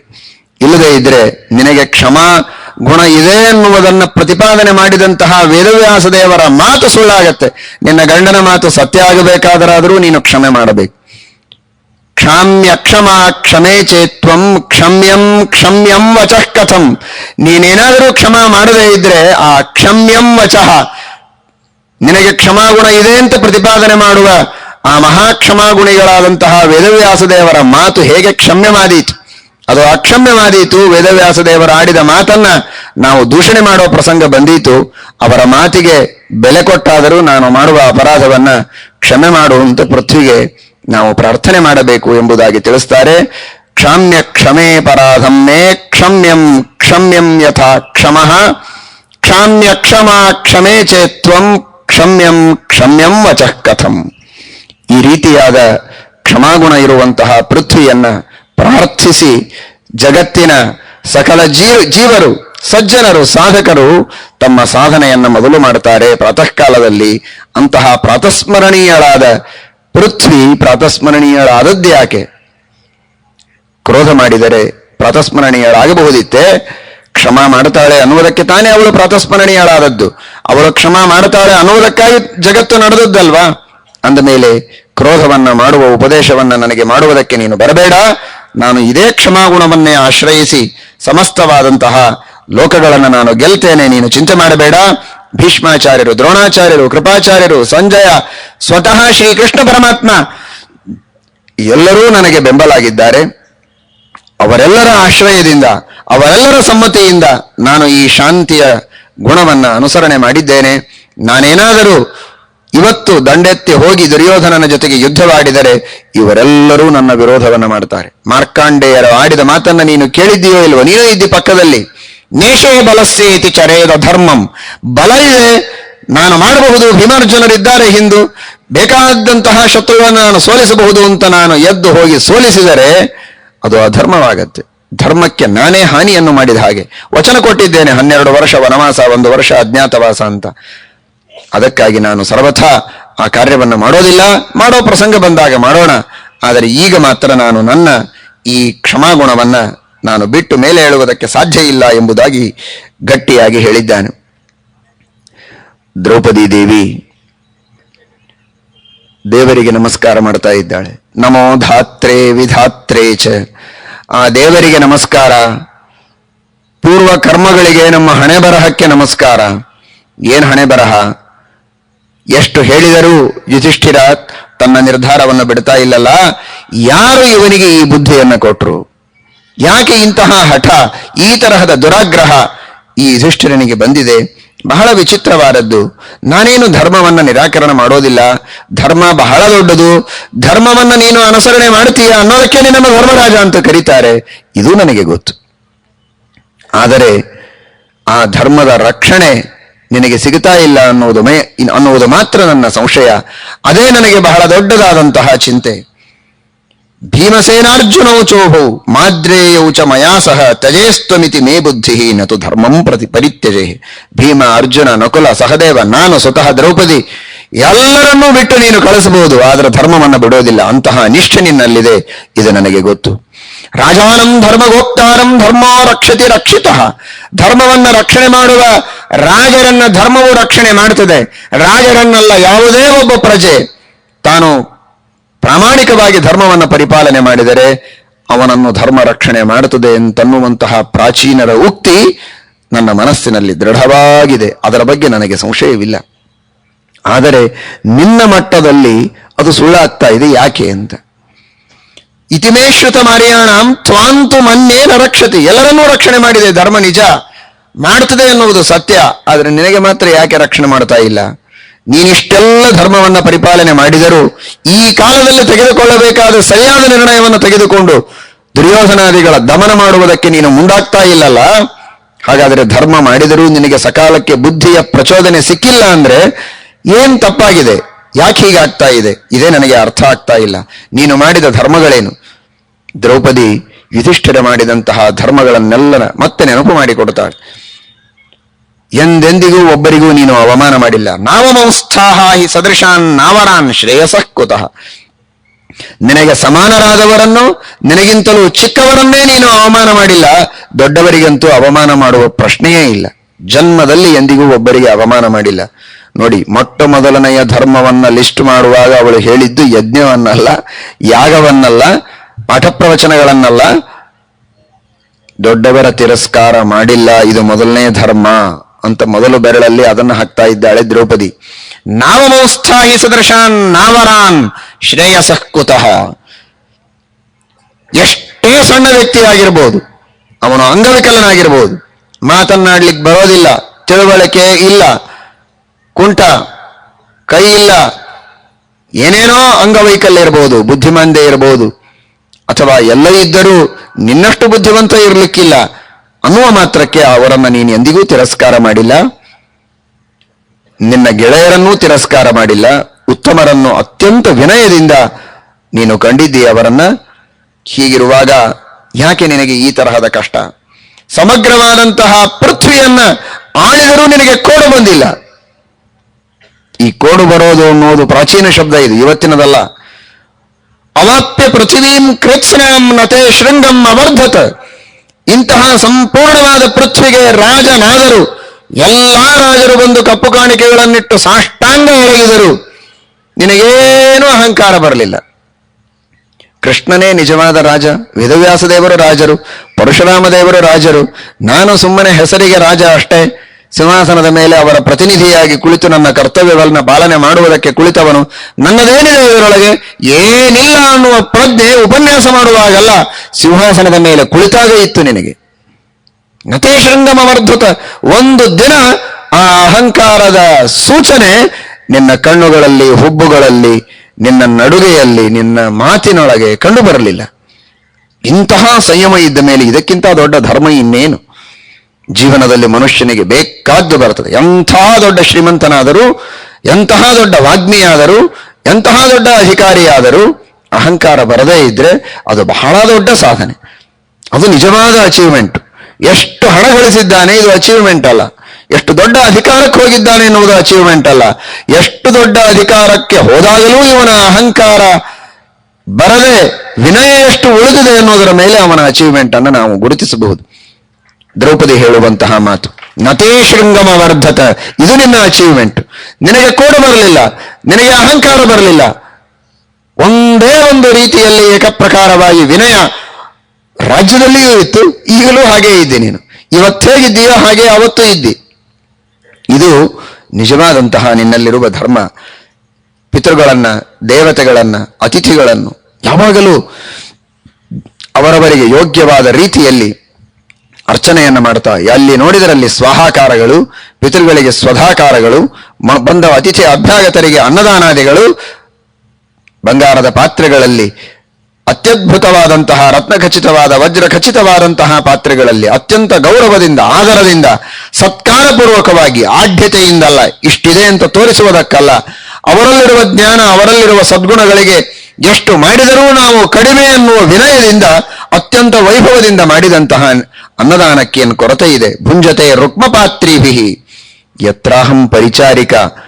ತಾನು ಹೇಗೆ ಹೇಳ್ಕೊಳ್ತಾಳೆ ನೋಡಿ, ದ್ರೌಪದಿಗೂ ಎಂತಹ ವಿನಯ ಇದೆ. ಆ ಅನ್ನದಾನದೊಳಗೆ ನಾನು ಒಬ್ಬಳು ಸೇವಕಿಯಾಗಿದ್ದೆ ಅಂದ್ರೆ ಆ ಅನ್ನದಾನ ಇದು ಬ್ರಾಹ್ಮಣರಿಗೆ, ಬಂದ ಅತಿಥಿ ಅಭ್ಯಾಗತರಿಗೆ ಮಾಡುವಾಗ ಬರೀ ಬಂದ ಅತಿಥಿ ಅಭ್ಯಾಗತರಿಗೆ ಮಾಡುವ ಅನ್ನದಾನ ಅಲ್ಲ, ಇದು ಸಾಕ್ಷಾತ್ ವೈಶ್ವಾನರ ನಾಮಕ ಪರಮಾತ್ಮನಿಗೆ ಮಾಡುವ ನೈವೇದ್ಯ, ಅಂತರ್ಯಾಮಿಗೆ ಮಾಡುವ ನೈವೇದ್ಯ, ದೇವರ ಪ್ರತಿಮೆಯ ಎದುರಿಗೆ ಇಟ್ಟು ಮಾಡುವ ನೈವೇದ್ಯ ಒಂದಾದರೆ, ಊಟಕ್ಕೆ ಹಾಕುವುದು ಒಳಗಿರುವ ಭಗವಂತನಿಗೆ, ವಿಶ್ವನಾಮಕ ಪರಮಾತ್ಮನಿಗೆ ಮಾಡುವ ನೈವೇದ್ಯ ಅನ್ನುವ ಭಾವನೆ ಇತ್ತು. ಅದಕ್ಕಾಗಿ ಹೇಳಿಕೊಳ್ತಾಳೆ ಯತ್ರಾಹಂ ಪರಿಚಾರಿಕಾ. ಬಹಳ ಮಹತ್ವದ ಶಬ್ದ ಇದು. ನಿತ್ಯದ ನೈವೇದ್ಯದಲ್ಲಿ ಇದು ಅನುಸಂಧಾನ ಇದೆ. ನಾರಾಯಣೋ ಭುಂಕ್ತೆ ಲಕ್ಷ್ಮೀ ಪರಿವೇಶಯತಿ ವಾಯುರ್ವೀಜಯತಿ ಭಾರತ್ಯಾದ್ಯ ಪರಿಚರಂತಿ. ಅದೇ ಶಬ್ದವನ್ನು ಮಹಾಭಾರತ ಬಳಸ್ತದೆ, ಪರಿಚರಂತಿ. ಭಾರತ್ಯಾದಿ ದೇವತೆಗಳು ವಿಷ್ಣುವಿನ ನೈವೇದ್ಯದ ಕಾಲದಲ್ಲಿ ಸೇವೆ ಮಾಡ್ತಾರೆ, ಲಕ್ಷ್ಮೀದೇವಿಗೆ ತಂದು ಪದಾರ್ಥಗಳನ್ನು ಕೊಡ್ತಾರೆ, ಲಕ್ಷ್ಮೀದೇವಿ ಬಡಿಸ್ತಾಳಂತೆ. ಅದನ್ನು ದ್ರೌಪದಿ ತಾನೇ ಹೇಳಿಕೊಳ್ತಾಳೆ, ಯತ್ರಾಹಂ ಪರಿಚಾರಿಕ. ಆ ಪ್ರತ್ಯಕ್ಷವಾದ ವೈಶ್ವಾನರ ಯಜ್ಞದಲ್ಲಿ, ವಿಶ್ವನಾಮಕ ಭಗವಂತನಿಗೆ ನಡೆಯುವ ಆ ದೊಡ್ಡ ಯಜ್ಞದಲ್ಲಿ ನಾನು ಪರಿಚಾರಿಕೆಯಾಗಿ, ಸೇವಕಿಯಾಗಿ ನಾನೂ ಇದ್ದೆ, ಪ್ರತ್ಯಕ್ಷದರ್ಶಿಯಾಗಿದ್ದೇನೆ. ಈ ರೀತಿಯಾಗಿ ಪ್ರಾತಃ ಕಾಲ, ಸಾಯಂಕಾಲ 2 ಹೊತ್ತು ವೈಶ್ವದೇವವನ್ನು ಮಾಡಿ, ವೈಶ್ವದೇವದ ಕೊನೆಗೆ ವೈಶ್ವದೇವಾಂತೆ ಸಾಯಂ ಪ್ರಾತಃ ಪ್ರದೀಯತೆ ತದ್ದತ್ವ ಅತಿಥಿ ಭೃತ್ತೇಭ್ಯ ರಾಜನ್ ಶಿಷ್ಟೇನ ಜೀವಸಿ. ನಿತ್ಯದಲ್ಲಿ ಗೃಹಸ್ಥಾಶ್ರಮಿಗಳು ಏನ್ ಮಾಡಬೇಕು ಇದನ್ನೂ ದ್ರೌಪದಿ ಮತ್ತೊಂದು ಮಾತಿನಲ್ಲಿ ತಿಳಿಸ್ತಾಳೆ. ಕೇವಲ ಯುಧಿಷ್ಠಿರನ ಸ್ತೋತ್ರ ಮಾಡುವುದು ಅವಳ ಉದ್ದೇಶ ಅಲ್ಲ. 2 ಹೊತ್ತು ವೈಶ್ವದೇವವನ್ನ ಮಾಡಬೇಕು. ಕನಿಷ್ಠ ಪಕ್ಷ 2 ಹೊತ್ತಿನ ವೈಶ್ವದೇವಗಳನ್ನ ಏಕತಂತ್ರದಿಂದ 1 ಹೊತ್ತಾದರೂ ಮಾಡಿ, ವೈಶ್ವದೇವ ಅನಂತರದಲ್ಲಿ ಬಂದ ಅತಿಥಿ ಅಭ್ಯಾಗತರಿಗೆ ಕೊಟ್ಟು ಉಳಿದಂತಹ ಪವಿತ್ರವಾದ ಅನ್ನವನ್ನು ತಾನು ಸ್ವೀಕಾರ ಮಾಡಬೇಕು ಎಂಬುದಾಗಿ ತಿಳಿಸಿಕೊಡ್ತಾಳೆ. ಇಷ್ಟಿಗಳು, ನಾನಾ ವಿಧವಾದ ಯಜ್ಞಯಾಗಗಳು ಯಾವುದೂ ನಿಂತಿಲ್ಲ. ರಾಷ್ಟ್ರದಲ್ಲಿ ರಾಜನಾಗಿದ್ದಾಗೆ ನಿಂತಿಲ್ಲ ಅನ್ನುವುದು ದೊಡ್ಡದಲ್ಲ, ಇವತ್ತಿಗೂ ನಿಂತಿಲ್ಲ. ರಾಷ್ಟ್ರಾದ ಅಪೇತ್ಯ ವಸತೋ ಧರ್ಮಸ್ಥೆ ನಾವಸೀದತಿ. ಅಂತಹ ಸಂಪತ್ತು ಅವತ್ತಿತ್ತು, ಇವತ್ತಿಲ್ಲ. ಆದರೆ ಧರ್ಮ ಅವತ್ತೇನಿತ್ತೋ ಅದು ಇವತ್ತೂ ಇದೆ. ಇದು ಆಶ್ಚರ್ಯ. ಸಂಪತ್ತಿತ್ತು, ಮಾಡಿದೆ, ಈಗಿಲ್ಲ, ನಾನೇನು ಮಾಡಲಿ ಅಂತ ಕೈ ಎತ್ತದೆ ಪುನಃ ಸೂರ್ಯಾಂತರ್ಗತ ನಾರಾಯಣನ ಅನುಗ್ರಹದಿಂದ ಅಕ್ಷಯ ಪಾತ್ರವನ್ನು ಪಡೆದು ರಾಜ್ಯದಲ್ಲಿ ರಾಜನಾಗಿ ಮೆರೆಯುವಾಗ ಮಾಡುವ ಧರ್ಮಕ್ಕೆ ಏನೂ ಕೊರತೆ ಇಲ್ಲದೆ ಇದ್ದಂತೆ ಈ ಅರಣ್ಯದೊಳಗೂ ಇಂತಹ ಕಂದಮೂಲ ಫಲಗಳನ್ನು ತಿನ್ನುವಂತಹ ಋಷಿಗಳ ಮಧ್ಯದಲ್ಲಿಯೂ ಅವರವರಿಗೆ ಬೇಕಾದಂತಹ ಅನ್ನವನ್ನ ನೀಡಿ ಸಮೃದ್ಧವಾದ ರೀತಿಯಲ್ಲಿ ಧರ್ಮದ ಆಚರಣೆಯನ್ನು ನೀನು ಮಾಡುವುದನ್ನು ನೋಡಿದರೆ ಯಾರಿಗಾದರೂ ಆಶ್ಚರ್ಯವಾಗುವ ರೀತಿಯಲ್ಲಿದೆ. ಆದರೆ ಇಷ್ಟಾದರೂ ನಿನಗೆ ಜೂಜಾಟ ಆಡಬೇಕು ಅನ್ನುವ ಒಂದು ಬುದ್ಧಿ ಮಾತ್ರ ಯಾಕೆ ಬಂತು? ಇದೆಲ್ಲ ನಿಜ. ಯಜ್ಞ ಆಯಿತು, ಯಾಗ ಆಯಿತು, ಪೂಜೆ ಆಯಿತು, ವಿನಯ ಆಯಿತು, ಅಹಂಕಾರ ಹತ್ತಿರ ಬಂದಿಲ್ಲ, ಎಲ್ಲ ಸರಿ. ಆದರೆ ಮಾಡಿದ ಒಂದೇ ಒಂದು ತಪ್ಪು. ರಾಜನ್ ಪರೀತಯ ಬುದ್ಧ್ಯ ವಿಷಮೇ ಅಕ್ಷಪರಾಜಯೇ ಪಾರ್ಥ ಮಿತ್ರಾಣಿ ಚಾಸ್ಮಾಂಶ್ಚ ವಸೂನಿ ಚ ಪರಾಜಿತ. ನನ್ನನ್ನು, ನಿನ್ನ ತಮ್ಮಂದಿರನ್ನು, ಎಲ್ಲ ಐಶ್ವರ್ಯವನ್ನ, ಮಿತ್ರರನ್ನ ಎಲ್ಲರನ್ನೂ ಕಳೆದುಕೊಂಡೇ ಅಲ್ಲ ಒಂದೇ ಒಂದು ಜೂಜಾಟದಲ್ಲಿ. ಆ ದುರ್ಬುದ್ಧಿ ಯಾಕೆ ಬಂತು? ಯಾವ ಶಾಸ್ತ್ರ ಹೇಳುತ್ತೆ ಜೂಜಾಟ ಆಡಬೇಕು ಅಂತ? ಅದು ಮೋಸದ ಆಟ, ಅಲ್ಲಿ ವಂಚನೆ ಇದೆ, ಅನ್ಯಾಯ ಇದೆ. ಅಂತಹ ಜೂಜಾಟದಲ್ಲಿ ನೀನು ಆಸಕ್ತನಾಗಿ ಇದನ್ನೆಲ್ಲ ಕಳೆದುಕೊಂಡದ್ದು ಮಾತ್ರ ನನಗೆ ಸಹನೆ ಮಾಡಲಿಕ್ಕೆ ಆಗೋದಿಲ್ಲ. ಮನಶ್ಚ ಪರಿದೂಯತೆ. ಭಗವಂತ ಸರ್ವಶಕ್ತ, ಸರ್ವಪ್ರೇರಕ, ಅವನಾದರೂ ಯಾಕೆ ಹೀಗೆ ಮಾಡಬೇಕಾಗಿತ್ತು ಅಂತ ಕೇವಲ ಯುಧಿಷ್ಠಿರನ ಮುಖದಿಂದ ಕೆಲವು ಮಾತುಗಳನ್ನು ತರಿಸಬೇಕು ಅನ್ನೋದಕ್ಕೆ ಮಾತನಾಡಿದ್ದು. ದ್ರೌಪದಿಗೆ ಅಷ್ಟು ಗೊತ್ತಿರಲಿಲ್ಲ ಅಂತಲ್ಲ, ದೇವರು ಮಾಡುವುದೆಲ್ಲ ಒಳ್ಳೆಯದಕ್ಕೆ ಮಾಡ್ತಾನೆ ಎನ್ನುವುದು ಗೊತ್ತು. ಆದರೆ ಲೌಕಿಕರಂತೆ ದ್ರೌಪದಿ ಒಂದೆರಡು ಮಾತುಗಳನ್ನ ಮೇಲ್ನೋಟಕ್ಕೆ ಆಡಿ ತೋರಿಸ್ತಾಳೆ. ದೇವರು ಎಲ್ಲವನ್ನೂ ಮಾಡಿಸುವವ. ಧಾತೈವ ಖಲು ಭೂತಾನಾಂ ಸುಖ ದುಃಖೇ ಪ್ರಿಯಾಪ್ರಿಯೇ ದದಾತಿ ಸರ್ವಮೀಶಾನಃ ಪುರಸ್ತಾತ್ ಶುಕ್ರಮುಚ್ಚರನ್. ಪ್ರಾಚೀನ ಕರ್ಮಗಳಿಗೆ ಅನುಗುಣವಾಗಿ ನಮಗೆ ಸುಖ ದುಃಖಗಳನ್ನು ನೀಡುವವನು ಭಗವಂತ. ಯಥಾ ಪ್ರಸಿದ್ಧವಾದ ಶ್ಲೋಕ ಇದು, ಮಹಾಭಾರತದಲ್ಲಿದ್ದದ್ದು. ಯಥಾ ದಾರುಮಯೀಂ ಯೋಷಾಂ ನರೋಧೀರ ಸಮಾಹಿತ ಇಂಗಯತ್ಯಂಗಮಂಗಾನಿ ತಥಾ ರಾಜನ್ನಿಮಾ ಪ್ರಜಾಹ. ಒಂದು ಗೊಂಬೆಯನ್ನ, ಕಟ್ಟಿಗೆಯ ಗೊಂಬೆಯನ್ನ ದಾರ ಹಿಡಿದು ಆಡಿಸುವ ವ್ಯಕ್ತಿ ಪೂರ್ಣವಾಗಿ ತನ್ನ ಕೈಯಲ್ಲಿ ಇಟ್ಟುಕೊಂಡು ಆಡಿಸ್ತಾ ಇರ್ತಾನೆ. ಇವತ್ತೆಲ್ಲ ಈ ಆಟಗಳು ಹೋಗಿಬಿಟ್ಟಿವೆ. ಎಲ್ಲಿಯೋ ಒಬ್ಬರೋ ಇಬ್ಬರು ಅಲ್ಲಲ್ಲಿ ಮಾಡ್ತಾ ಇದ್ದಾರೆ. ಈ ಎಲ್ಲ ಟಿವಿ ಸಿನಿಮಾಗಳು ಬಂದು ದಾರ ಹಿಡಿದು ಗೊಂಬೆಯನ್ನ ಆಡಿಸುವ ಆಟಗಳನ್ನು ನೋಡುವಂತಹ ಪರಿಸ್ಥಿತಿಯೇ ಉಳಿದಿಲ್ಲ. ಆದರೆ ಹಳೆ ಕಾಲದಲ್ಲಿ ಗೊಂಬೆ ಆಟವನ್ನು ಆಡಿಸುವಾಗ ಪರದೆಯ ಹಿಂದೆ ವ್ಯಕ್ತಿಗಳು ತಾವು ನಿಂತು ಗೊಂಬೆಗಳಿಗೆ ದಾರ ಕಟ್ಟಿ ಆ ದಾರವನ್ನ ಎಳೆಯುವ ಮೂಲಕ ಗೊಂಬೆಗಳಿಂದ ಕುಣಿತ ನಾನಾ ವಿಧವಾದ ಆಟಗಳನ್ನು ಆಡಿಸ್ತಾ ಇದ್ರು. ಆ ತರಹದ ಆಟಗಳನ್ನು ಆಡಿಸುವ ವ್ಯಕ್ತಿಯ ಕೈಯಲ್ಲಿ ಆ ಕಟ್ಟಿಗೆಯ ಗೊಂಬೆಗಳು ಪೂರ್ಣವಾಗಿ ಪರಾಧೀನವಾಗಿರುವಂತೆ ದೇವರು ಆಡಿಸಿದಂತೆ ನಾವು ಆಡೋದು, ದೇವರು ಮಾಡಿಸಿದಂತೆ ನಾವು ಮಾಡೋದು ನಮ್ಮ ಕೈಯಲ್ಲಿ ಯಾವುದೂ ಇಲ್ಲ. ಈ ರೀತಿಯಾದ ಪೂರ್ಣವಾದ ಪಾರತಂತ್ರ ಇರುವಂತಹ ನಮಗೆ ಭಗವಂತ ನಾವಿಷ್ಟೆಲ್ಲ ಧರ್ಮಗಳನ್ನ ಮಾಡುವಾಗ ತಾನೇ ನಮ್ಮಲ್ಲಿ ನಿಂತು ಮಾಡಿಸಿದ್ದು. ಅಂತಹ ಧರ್ಮಗಳಿಗೆ ತಕ್ಕ ಫಲವನ್ನ ಭಗವಂತ ತಾನೇ ನಮಗೆ ಕೊಡಬೇಕಾಗಿತ್ತು. ಯಾಕೆ ಕೊಟ್ಟಿಲ್ಲ? ಪ್ರತಿಯೊಬ್ಬರೂ ನಾವು ಜೀವರು ಭಗವಂತನ ಅಧೀನರಾದಾಗಲೂ, ಇಷ್ಟು ಧರ್ಮದಿಂದ ಇದ್ದಾಗಲೂ ಧರ್ಮದಿಂದ ಇದ್ದವರೇ ಬಹಳ ದುಃಖದಲ್ಲಿ ಇದ್ದಂತೆ ಕಾಣ್ತಾ ಇದೆ. ಆರ್ಯಾನ್ ಶೀಲವತೋ ದೃಷ್ಟ ಹ್ರೀಮತೋ ವೃತ್ತಿ ಕರ್ಷಿತಾನ್ ಅನಾರ್ಯಾನ್ ಸುಖಿರಶ್ಚೈವ ವಿಹ್ವಲಾನಿವ ಚಿಂತೆಯೇ. ಯಾರು ಅನಾರ್ಯರೋ, ಅಧರ್ಮ ಮಾಡುವವರೋ ಅಂಥವರು ಸುಖವಾಗಿದ್ದಾರೆ. ಯಾರು ಆರ್ಯರು, ಧರ್ಮ ಮಾಡುವವರು, ಅತ್ಯಂತ ನೀತಿಯಿಂದ ಇದ್ದವರು ಅಂಥವರೇ ದುಃಖದಲ್ಲಿದ್ದಾರಲ್ಲ. ಇದಕ್ಕೇನ್ ಕಾರಣ? ಯಾಕೆ ಹೀಗಾಗ್ತಾ ಇದೆ? ಸರ್ವಕರ್ತೃವಾದ ಭಗವಂತ ಏಕೆ ಕಣ್ಣು ತೆಗೆದಿಲ್ಲ ಎಂಬುದಾಗಿ ದ್ರೌಪದಿ ಮಾತನಾಡುತ್ತಾಳೆ. ಯುಧಿಷ್ಠಿರ ಅದಕ್ಕೆ ಮುಂದೆ ಸಮರ್ಪಕವಾದ ಉತ್ತರವನ್ನು ನೀಡುತ್ತಾನೆ. ಭಗವಂತ ಸರ್ವಕರ್ತೃವಾದರೂ ಕೂಡ ಅವರವರ ಪೂರ್ವ ಕರ್ಮ, ಯೋಗ್ಯತೆ ಇವುಗಳೆಲ್ಲವನ್ನು ನೋಡಿಕೊಂಡು ಯೋಗ್ಯವಾದ ಕಾಲದಲ್ಲಿ ಫಲವನ್ನ ಕೊಟ್ಟೇ ಕೊಡ್ತಾನೆ. ಎಂದಿಗೂ ಭಗವಂತ ವಂಚನೆಯನ್ನ ಮಾಡೋದಿಲ್ಲ. ಮಾಡಿದಂತಹ ಕರ್ಮಕ್ಕೆ ಸರಿಯಾದ ಫಲವನ್ನ ಭಗವಂತ ಅವಶ್ಯವಾಗಿ ನೀಡುತ್ತಾನೆ. ನಮಗೆ ಅದು ಗೊತ್ತಿಲ್ಲ, ಅದು ದೇವಗುಹ್ಯ. ಯಾವ ಕರ್ಮಕ್ಕೆ ದೇವರು ಯಾವತ್ತು ಫಲ ಕೊಟ್ಟ ಅದು ಗೊತ್ತಾಗೋದಿಲ್ಲ. ನಾವು ಇವತ್ತು ಸುಖವಾಗಿದ್ದೇವೆ, ನಾವು ಮಾಡಿದ ಪೂರ್ವಜನ್ಮದ ಸುಕೃತದ ಫಲವೇ. ಆರೋಗ್ಯ ಇದೆ, ಮಾತನಾಡೋದಕ್ಕೆ ಬರ್ತದೆ, ಕಣ್ಣು ಕಾಣಿಸ್ತದೆ, ಕಿವಿ ಕೇಳಿಸ್ತದೆ, ಊಟ ಮಾಡ್ಲಿಕ್ಕೆ ಬರ್ತದೆ, ಉಂಡದ್ದು ಪಚನ ಆಗ್ತದೆ. ಇದೆಲ್ಲ ನಾವು ಮಾಡಿದ ಪೂರ್ವಜನ್ಮದ ಸುಕೃತ. ಅನೇಕ ಸಜ್ಜನರ ಸಹವಾಸ ಆಗ್ತದೆ, ಅನೇಕ ತತ್ವೋಪದೇಶಗಳನ್ನು ಪಡೀತೇವೆ. ಇದು ಪೂರ್ವಜನ್ಮದ ಸುಕೃತದ ಫಲ. ಆದರೆ ಇದರ ಕಡೆಗೆ ನಮಗೆ ಗಮನ ಇರೋದಿಲ್ಲ. ಇಷ್ಟು ದೇವರು ನಮಗೆ ಒಳ್ಳೆಯದನ್ನು ಮಾಡ್ತಾ ಇದ್ದಾನೆ ಅನ್ನೋದು ನಮ್ಮ ಗಮನಕ್ಕಿರೋದಿಲ್ಲ. ಒಂದೇನಾದರೂ ಸಣ್ಣ ಕಷ್ಟ ಆದರೆ ಸಾಕು, ನಾನೆಷ್ಟು ಒಳ್ಳೆ ಕೆಲಸ ಮಾಡಿದ್ರು ನನಗೆ ಬರೀ ಕಷ್ಟನೇ ಕೊಡ್ತಾನೆ ದೇವರು ಅಂತ ಅನಿಸ್ತದೆ. ಆದರೆ ಕಷ್ಟಕ್ಕಿಂತಲೂ ಹೆಚ್ಚು ಸುಖವನ್ನ ದೇವರು ಬೇಕಾದಷ್ಟು ಕೊಟ್ಟದ್ದಿದ್ದಾಗಲೂ ಅದು ನಮ್ಮ ಪೂರ್ವಜನ್ಮದ ಸುಕೃತದ ಫಲ ಅಂತ ನಾವು ಅಂದುಕೊಳ್ಳೋದಿಲ್ಲ. ಜೊತೆಗೆ ನಾವು ಮಾಡಿದಂತಹ ಪಾಪಕರ್ಮಗಳ ಫಲವನ್ನೂ ದೇವರು ಕೊಡ್ತಾ ಇರ್ತಾನೆ. ಆ ಪಾಪಕರ್ಮಗಳನ್ನ ಮಾಡಿದ್ದನ್ನು ಮರೆತು ನಾವು ಬರೀ ಪುಣ್ಯವಂತರು, ಯಾವಾಗಲೂ ನಾವು ಸುಖಿಗಳಾಗೇ ಇರಬೇಕು ಅಂತ ನಾವು ಭಾವಿಸಿದರೆ ಅದು ತಪ್ಪು. ಈ ಜನ್ಮದಲ್ಲಿ ಮಾಡಿರಬಹುದು, ಜನ್ಮಾಂತರದಲ್ಲಿ ಮಾಡಿರಬಹುದು, ಯಾವುದೋ ಜನ್ಮದಲ್ಲಿ ಮಾಡಿದಂತಹ ಪಾಪಗಳು ಇವತ್ತಿಗೆ ನಮಗೆ ಫಲಿಸ್ತವೆ, ಪುಣ್ಯಗಳೂ ಫಲಿಸ್ತವೆ.